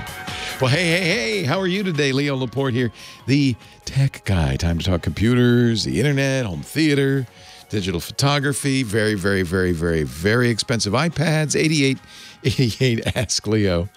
We were talking earlier in the show about the new iPad Apple announced, which if you max it out, was like the top of the line, 12.9 inches, 2 terabytes of storage, LTE plus Wi-Fi, M1 chip, 16 gigs of RAM. Max it out all the way is $2,400. That does not include a keyboard or mouse or trackpad. It's just the tablet. And you know what? I bet they'll sell out of them. I bet they will. That was Apple's big announcement this week. Actually, quite a few things this week. We talked about it earlier. 8888 Ask Leo. That's my phone number. Toll free in the U.S. or Canada. Outside that area, just use Skype and you can call a phone number and it should be free. We also have a website where everything I say goes. It's techguylabs.com. Thanks to you, James DeRuvo, our scribe. He's writing it all down. So you don't have to do that. You don't have to. There's links. Everything that we talk about is up there, plus more, because we get links from the chat room and so forth. And all of that's at techguylabs.com. No sign up, no charge. It's just there for you, so you don't have to, write anything down. There's also audio and video from the show later in the week. We'll put that up so that you can even listen to or watch that answer. techguylabs.com. John, Orange County, Leo Laporte, the tech guy. It's old phone day today. Hi, John. Hello. Welcome. I was upgraded from a CDMA to a Volti. Got a Moto G7. Nice. Optimum Max. Love those. Good choice. Yeah. Lately, it starts rebooting itself when I enter the supermarket. 6 times Wait a minute. on my last Wait a minute. day. Just the supermarket? Like it doesn't do it anywhere else? Yeah. Yeah, it's Vons and Albertsons. It doesn't do it at Trader Joe's. What? All right, there's a couple of things I want you to try because we have to diagnose this. I'm going to guess they're using some sort of, I bet you it's electronic theft protection, but some sort of radio signal that your phone is getting confused by. So one thing to try just to see, and you know, you don't have to leave it this way, is put it in airplane mode before you get near the store. That's turning off all the radios, Bluetooth, Wi-Fi, everything, and see if it does that. But sometimes I want to look up a just for you coupon. Yeah, no, I understand. It's likely it's not. I understand. I understand. This isn't a permanent thing. This is just a test to see if there's something going on. Oh, wait a minute. Look at this. Chat room has found a Google support note. My supermarket reboots my phone. Turn off Bluetooth. Turn off Bluetooth. Safeway stores have started deploying, it is not security, it's not anti-theft, it's Bluetooth LE beaconing. They can use these for a variety of things. This has been something that has been touted for a while. Museums sometimes use this, stores use it. The idea is it's a little low-power Bluetooth beacon all over the store. They use it for 2 reasons: to track your movements in the store, because then they can make a map of how customers use the store, and they can make it a more efficient layout, that kind of thing. It also, if you have a Safeway or a Vons app on there, it will interact with that. It'll pop up a coupon when you walk next to something. So I'm wondering. Yes. Yes. Right. Exactly. So this is what the poster, and this is from February, so it's fairly recent. He said turning off Bluetooth fixed it. Okay. So that is a weird effect, and honestly, they ought to fix this because that's a problem for everybody. Turn off Bluetooth. You still can use your internet. You can still look up coupons. I wonder if you said it happens at Safeway and Vons? Vons and Albertsons. Albertsons. Are they all? I think they're all the same owner. They're both. It's all Kroger, the same. I think. It's all Kroger.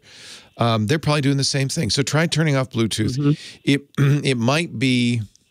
Why would it crash the phone? It's not probably the phone. It's there's an app maybe that's seeing the beacons and overreacting, getting way too excited, and going, hey, yeah, and then the phone goes or something. I don't know. It's very weird. Do you have the Vaughn? It seems like it hangs on the blue Moto screen. Yeah. At startup for a longer time than a normal startup. Sure. So annoying. Apparently, Dr. Mom in our chat room is saying the malls managed by Simon, the biggest mall company in America, also are using that. Also reboot phones. So, geez Louise. It isn't just that one company. Do you have a Vons or Albertsons app on your phone? Both. Okay. So that may also be that the Vons and Albertsons app are waking up and then crashing the phone. So first turn off the Bluetooth. If that fixes it, okay, yeah, we've narrowed it down. It's the Bluetooth beaconing.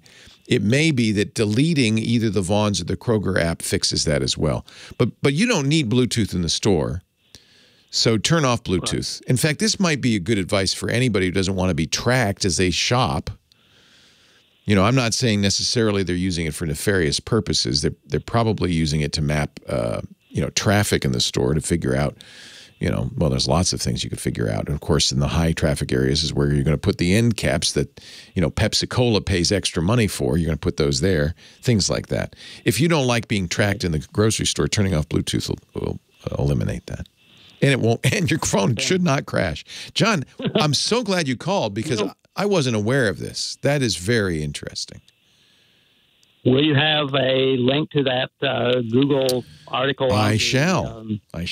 And it specifically mentions the G7, which is interesting. Yeah. So it may be a bug in the G7's software, and I suspect if it is, that they'll fix this. You know, that either Motorola or Google's Android will have a patch at some point, because that's exactly what you don't want to have happen when somebody enters your store, right? That's kind of that. I mean, you're a good person. You're trying to figure this out. I think there's some people would just say, "Well, I'm not going there anymore." I'm not going there anymore. Several of the managers in the store, if it happens to anyone else, and no one's ever heard of it. So yeah, well, I'm sending you the link. You can give them the link and say, "Well, guess what?" Yeah. And Safeway's doing it. Safeway's doing it, and apparently Simon Malls are doing it. So this is going to be more common all around. Hey, I'm really glad you called. What an interesting bug. I'm glad I did too. Thank you much. Thanks, John.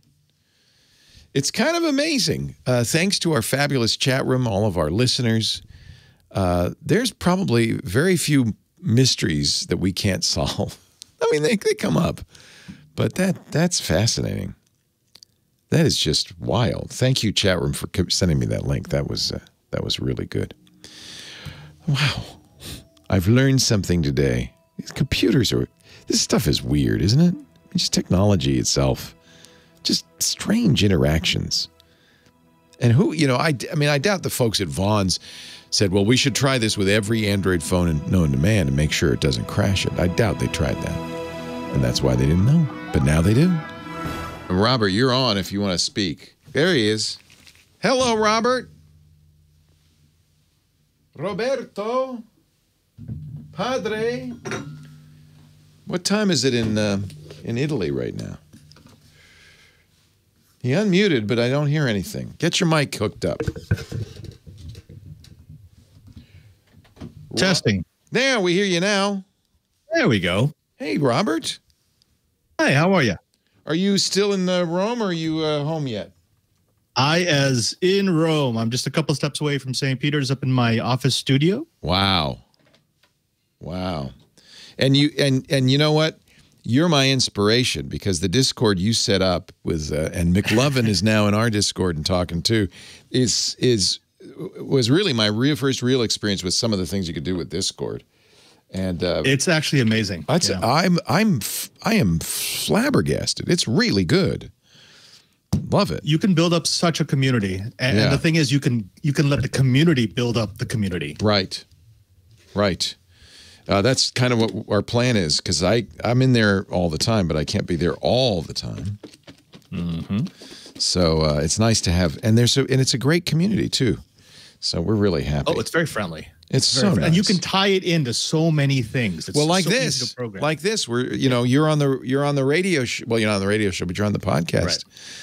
Right. Speaking of which, I better go do my job. Go do your work. Nice to see you, Leo Laporte, the tech guy. Woo! Rod Pyle, space guy, coming up in just a little bit. Meanwhile, let's continue with the calls. We've got Bruce on the line from Oceanside, California. Hi, Bruce. Hello, Leo. Long-time listener. I got a question for you. I have a Hero 9 Black, and I go swimming in the ocean fully clothed for my YouTube channel. What's your YouTube channel? What's your YouTube channel? Oceanside Trench Coat Guy. Oceanside Trench Coat Guy? Yes. Oh, wow. It came right up on Google. Look at that. Yes, it did. Why do you go in the ocean in a trench coat? Yes, I do. Look at that. You're lying in the ocean, and why do you do that? My doctor told me I couldn't go to the beach anymore because of possible melanoma. Yes. And I can't get in and out of a wetsuit. Perfect. Oh, this is hysterical. Oh, and look, there you are with your GoPro wading into the surf. Yeah. And all the surfers are looking at you in their wetsuits going, good for you, Bruce. Good for you. Don't you have to wear a hat, though? It seems like your sun is hitting your face. Sunbum gives me free for my head. There's lotion. So you have a sponsor. Well, I only for free. You have a sunscreen sponsor. They don't pay me. Well, but they give you free sunscreen, so that counts. Yeah, that counts. And they put me in their Beach People video as their first Beach People. I love the video of you rolling in the sand like one of those Sports Illustrated swimsuit models. You're a trench coat model. There you go. Bruce, I love it. I love it. Good for you. So you use a GoPro Hero for this? Yeah, the Hero 9 Black. Yes, I have one of them.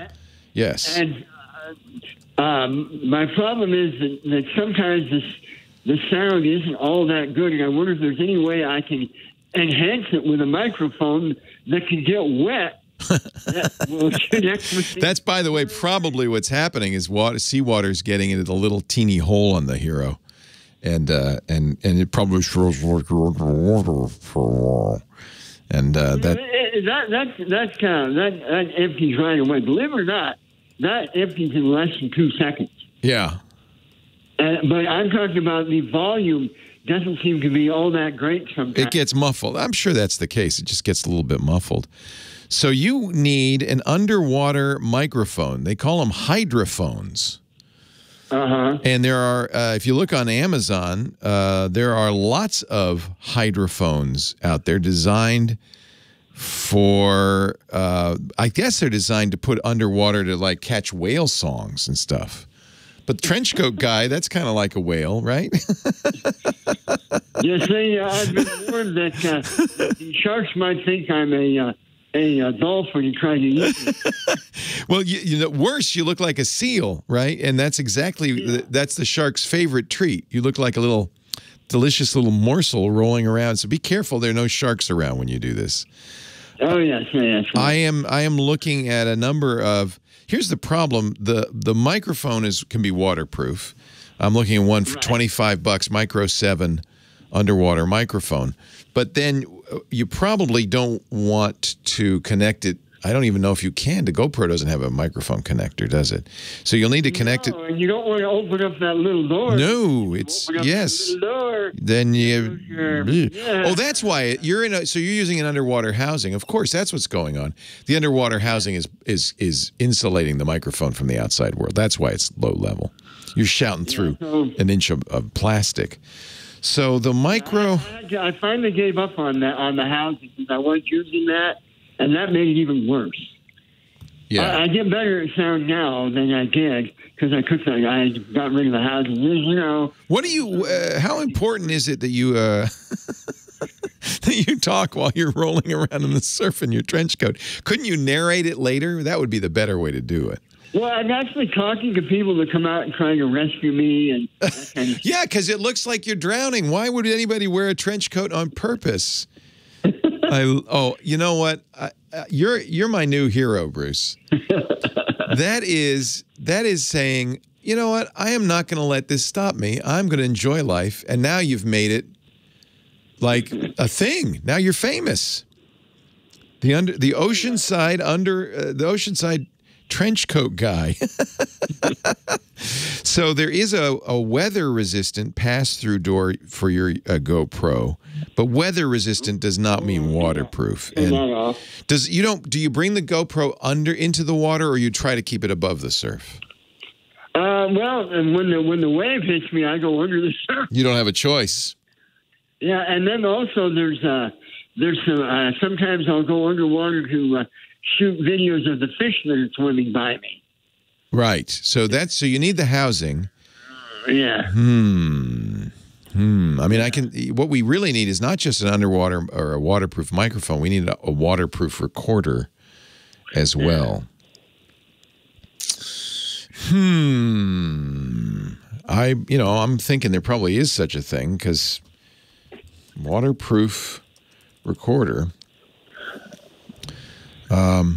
I'm getting a lot of waterproof underwater cameras, but you don't want a camera. You already got the camera. The Hero 9 works great underwater. Really nice, clear. It's so much better than the 7 that I had, and the 8. It's way better than that too. Yeah. So I really like it. It's a lot more stable than the old ones. Oh, it's amazing what they've done. So they're okay. Wow, this apparently is less uncommon than I thought. There are a number of ways to do this, including some do-it-yourself ways involving putting a recorder in a condom. But I'm not sure I'd recommend that. But that sounds kind of disgusting. But this digital voice recorder, waterproof dictaphone voice recorder, it looks like a wristwatch. It's from a company called Litty, Litty. But there are some waterproof voice recorders. This one's kind of cool because it's on your wrist. You would then have to take the audio that you got from the voice recorder. It's $100, a little expensive, and then put it, in editing. Do you do your own editing? Yeah. Okay. So I just use iMovie because it's perfect. It came with my Mac. You'd import the GoPro video, and then you'd also import the audio, and you'd have to do a match. A lot of times people will clap or something like that on the video, because then you can see where that clap is. That's a moment in time, and match it to the audio of the clap. And now the track will be matched the whole time. And that, I don't know how well this is going to work, but there are a number of basically they look like wristwatches that you can put on that will record. When you're talking to somebody, you're gonna have to hold you're gonna look like Dick Tracy. You're gonna have to hold the watch up in the air so they get a clear recording. I don't know how well these are gonna work. There are also, Casematics makes waterproof casings, just like the waterproof casing for your GoPro, for Olympus digital recorders and others. So there are ways to do this. I love it though. Leo Laporte, the tech guy. What a character. Another way you could do this, somebody's suggesting, is get one of those follow me drones, which would then you wouldn't have to hold the GoPro. It would just follow you around. That's interesting. I wonder how that would do with the audio of the people talking to me. Yeah, that's a good question. You need an assistant to hold a mic, is what you need. You need a sound man. For that, I can't pay. I don't make any money on this. I make zero. So that's surprising. I mean, I would imagine if you do you try to monetize your YouTube? The last time I tried, it said all you needed was 200 people to get monetized. I got 200 people. 3 days later, they said 1,500 or something. Oh yeah, they made 1,000. Yeah. I got 1,700, but because they're all short, I don't get enough viewing time. Yeah. These are like a minute or two, so you don't. They could do pre-roll ads. I would turn monetization on. You've got enough subscribers now to do that, and just see. Because I think YouTube might, and everybody who's watching is now going to subscribe to Oceanside Trenchcoat Guy. I love it. I love it. Actually, I have spare coats in my Jeep, so that when people want to go in with me, I loan them a coat. I think you got the makings of a very big YouTube channel, to be honest with you.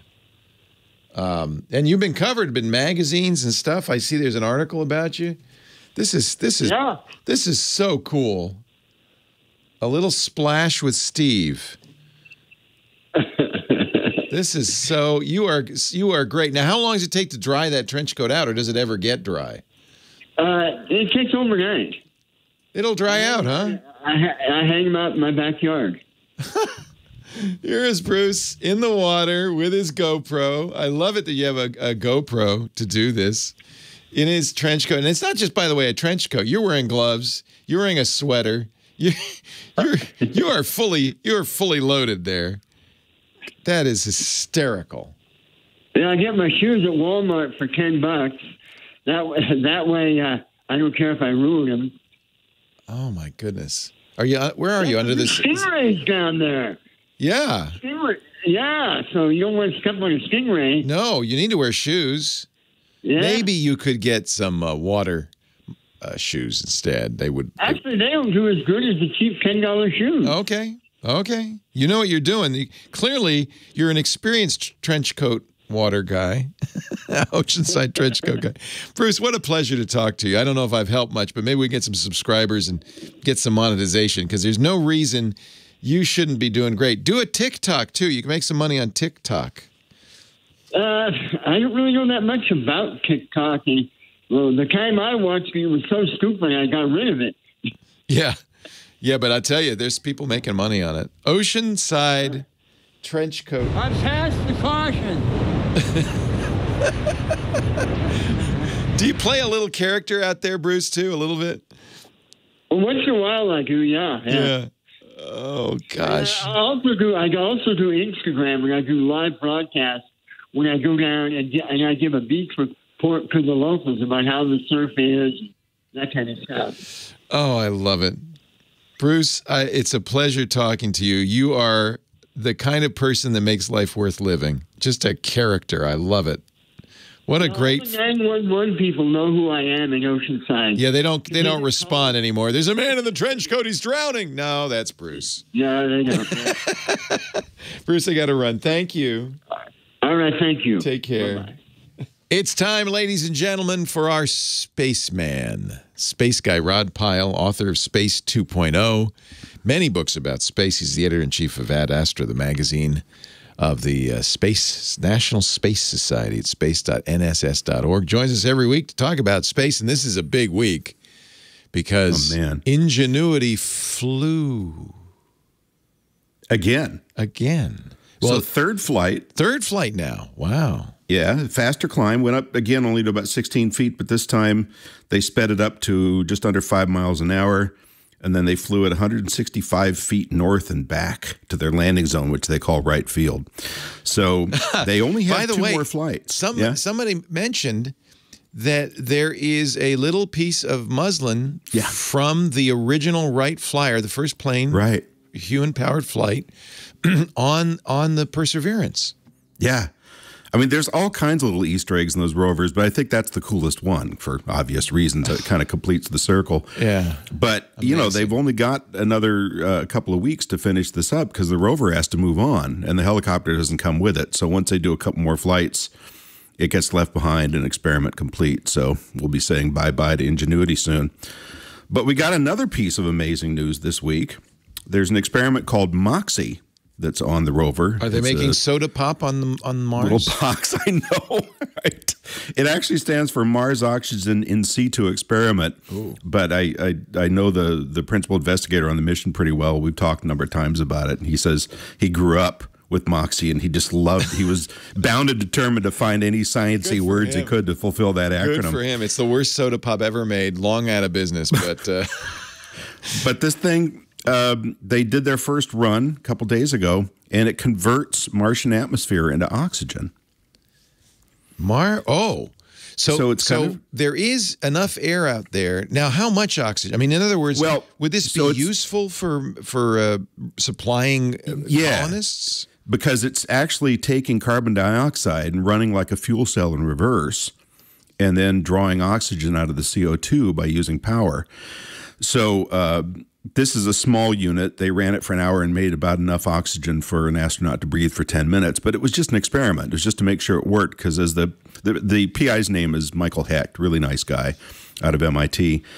And he said, you know, test beds are doomed to succeed on Earth, but you take this stuff off to orbit or another planet, and stuff fails all the time. So they said, we knew it would work here, but we need to make sure it would work there. So the idea is you can make and store oxygen. So NASA's looking at sending scaled up units that would make 100 to 200 times as much air and store it there. So here's the reason why. I mean, it's important for astronauts to be able to breathe on Mars when they get there, right? So that's good, because you don't have to carry along the many tons of oxygen it would require to keep these guys alive for the months that they'd be there. But for the rocket trip home, now you don't have to drag all that fuel along, because for every 15,000 pounds of rocket fuel, you need about 55,000 pounds of liquid oxygen as an oxidizer. So the low-hanging fruit is to make it there, and then you're just dragging the fuel along, and you retank when you get there, which is what Musk has been planning for years. So NASA got ahead of this. They've been working on this about 20 years, actually. And this thing worked. So they're going to do a few more runs. The challenge is it has to heat the CO2 it takes in from the Martian atmosphere to just under 1,500 degrees. And the nuclear generator on the rover only puts out about 115 watts. So they have to charge up all the batteries, shut everything on the rover down except for minimal functions to run this thing, and then it depletes the power for a day. So it's not something they're going to do very often, but it's just amazing and thrilling that it worked. And this mission just keeps racking up new cool stuff, even faster than Curiosity did. So just like Ingenuity, this is a proof of concept, not something yet that is going to do anything, but they show that it can be done. And Ingenuity shows that you could actually fly a autonomous helicopter on Mars. Yeah. And the purpose of both is clear. I mean, the Ingenuity would be a reconnaissance for a rover, among other things. It certainly could investigate Mars at a close-up. And obviously, making oxygen on Mars has a lot of use. I was thinking maybe for people to breathe, but of course, it's for fuel as well. Yeah. And it just saves you so much mass going out there that by conservative estimation, it could move getting out there many years, maybe a decade closer, because mass has always been the bugaboo. You know, there's the elements of zero G is tough on the human body, and there's radiation and all that.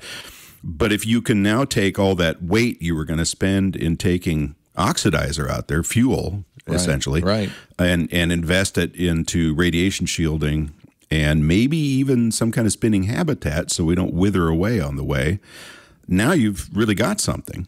And although it's just so much happening. Some people may also take a different kind of moral from this, which is you can do a lot without manned missions. The big argument. Yes, that's true. And by the way, I sent John a link that I'm hoping to put in the show notes. I did a couple of years ago, I did sort of a smackdown with a talk with Rob Manning at this conference. Rob's the chief engineer at JPL, and he was the chief engineer on all the rover missions up to this one. But now he's the guy in charge of everything. So we had this kind of he said, she said contest where I basically said, hey, the solar system was a really cool place when I was a little kid. And then you scientists came along and just ruined everything by telling us what it was really like. So we had this sort of fun smackdown, and that was part of the conversation, is exactly what you're saying. So that was cool. Yeah. That was a real privilege. I take it you come down on the side of, hey, we got to send people there.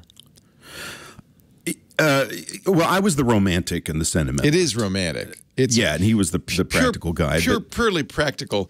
You'd say, well, we don't need to risk human lives. But I agree with you. There's a certain romance and a certain inspirational value to having people go there. I was, a lot of people watched the launch of the Dragon this week and putting more. Well, there's 11 people now on the International Space Station. Yeah, it's crowded digs. Well, I saw the picture. I thought, hey, I don't.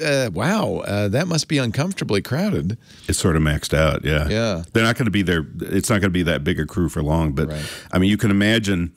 It's not a small place, but there are limited quarters, so you can imagine if somebody snores while they're floating a couple of. I mean, it's like living in a submarine in World War II, right? It's not the hardest thing to get used to, I would imagine, about living in space, but it's certainly one of many minor irritants. Yeah. Anyway, so we are doing. I think firing on all cylinders would be the way to describe it between NASA, SpaceX, and I imagine Jeff Bezos is now retiring as CEO. At Amazon to spend more time with his money, obviously, but also he said he's got charities, he's got the Washington Post, and he has Blue Origin. He has a space project just like Elon Musk. Right. And they've been a little bit behind, and I think maybe one of Jeff's retirement goals is to put a little more juice into that and get that going too. Hope so. Yeah. Because we in the community would like to see. I mean, it was a banner day when, as we talked last week, when NASA said, okay, SpaceX, we're hiring you to take us down to the moon's surface.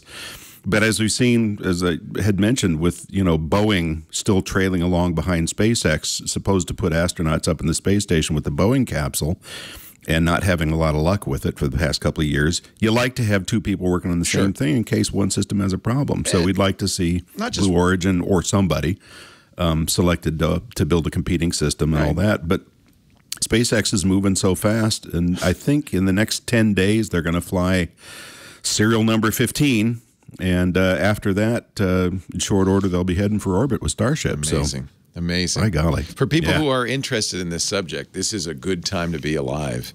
There's some really good stuff going on. And Rod Pyle is our chronicler of the new space age. Read his magazine, Ad Astra. He's editor-in-chief there. You can find out more. And join the National Space Society to support space exploration at space.nss.org. Thank you, Rod. Thank you so much. Rod coming to us from the command module of the NASA JPL. I'm actually standing in front of a giant arachnid robot in that picture. Oh, wow. It's this 2-story tall thing that looks like a spider that can lift up mining equipment and all this kind of stuff. Wow. This is unfortunately too close to see it, but it's called Athlete, and it's terrifying. I first saw this and I thought, you don't want to make that thing angry. Like H.G. Wells. Hey, we sent you an invitation.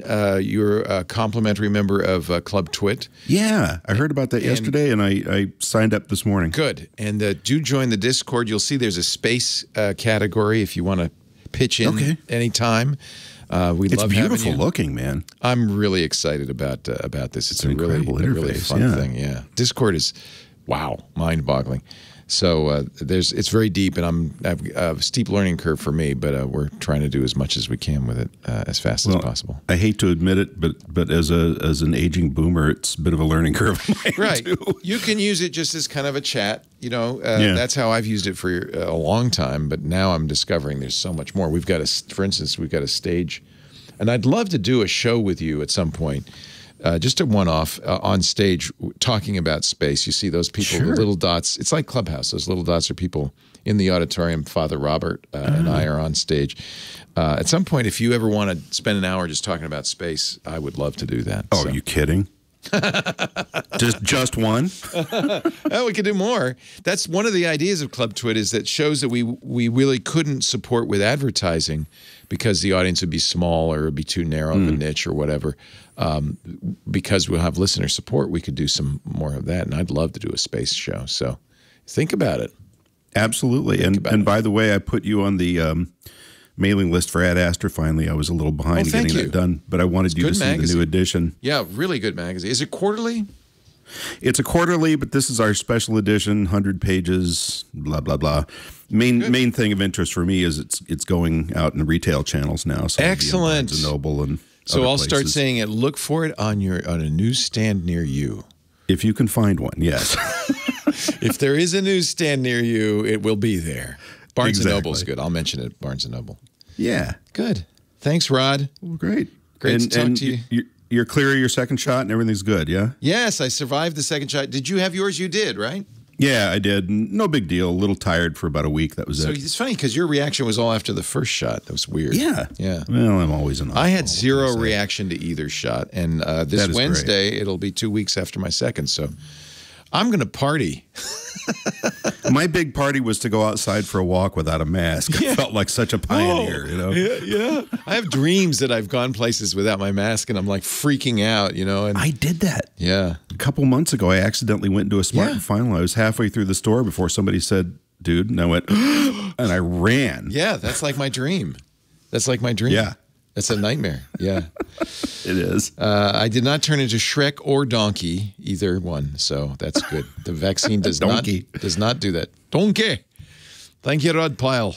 Okay, take care. Take care. Thank you for letting me be your tech guy one more time. Thanks especially to Professor Laura, our musical director. You were trying to talk to me earlier, Laura. Do I need to do something? Am I okay? Okay, and thanks. She's also the taskmaster here at the Tech Guy Show.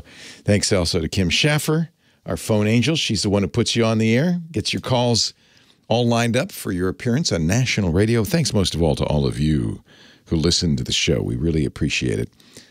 Every week, I thank my lucky stars that I get to come in here and talk to all of you. It's a lot of fun. Tom is on the line. Our next call from Santa Clara. Hello, Tom. Hello, Leo. Thank you for taking my call.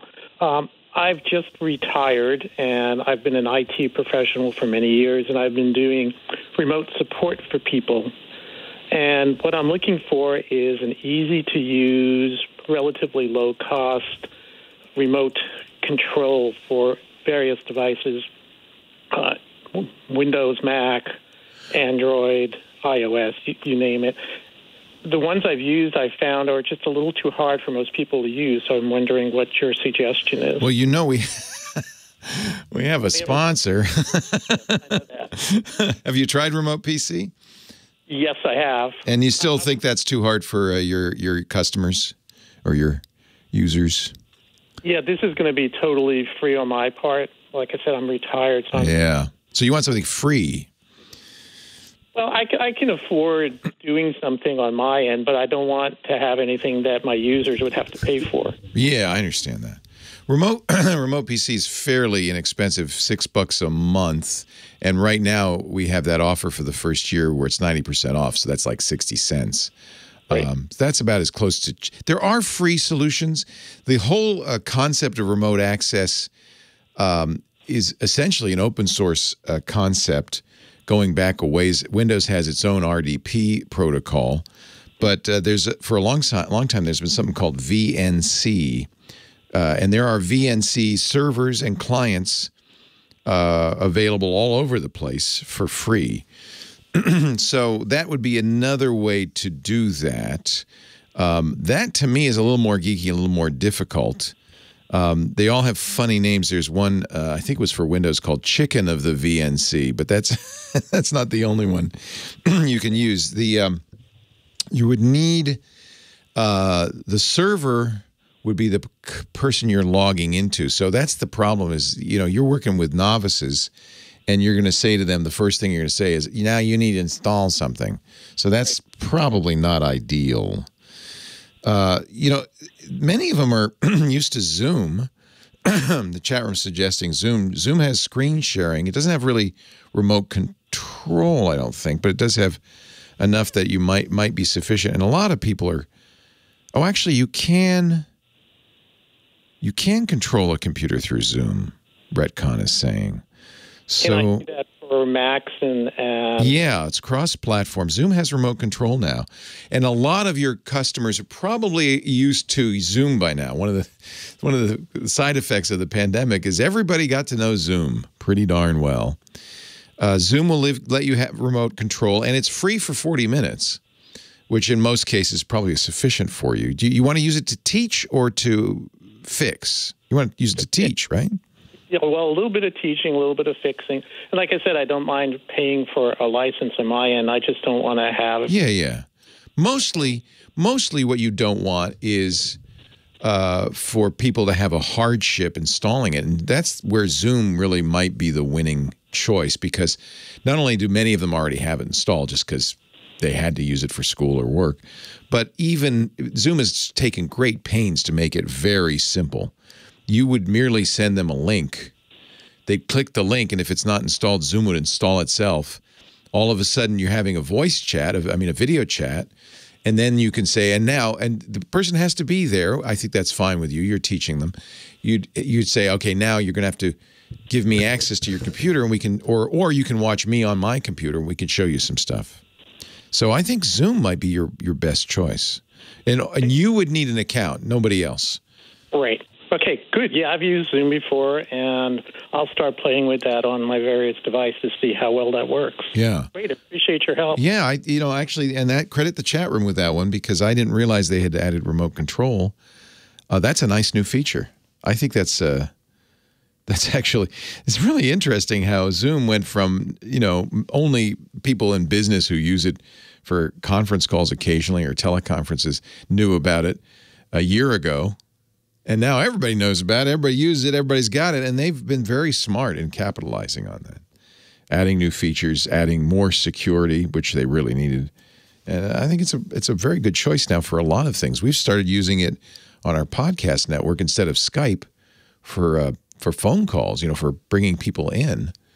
I use it on this show when Chris Marquardt joins us or any of our contributors.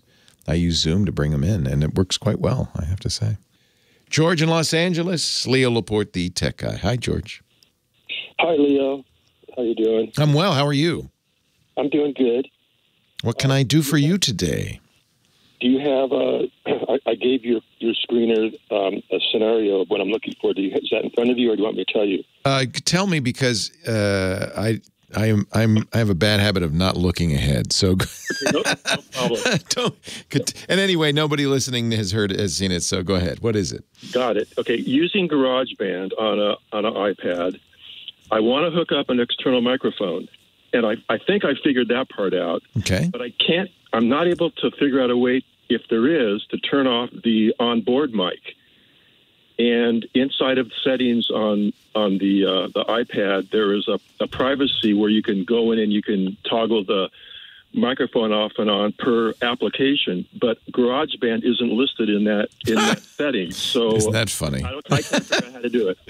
So it's a little different with an iPad. Tell me what you're connecting. Is it a USB mic? Well, I've got an adapter that takes the Lightning to a USB, and then I've got another adapter that takes the USB to a 1/4-inch jack, and I'm plugging the guitar into that. Oh, it's for a guitar. Okay. I'm plugging the microphone into that. Okay. So are you using a pickup on the guitar, or you want just a microphone to record the guitar audio? Just a microphone. Okay. Yeah, I think the problem is the way you're connecting it. There are, in fact, I would recommend it.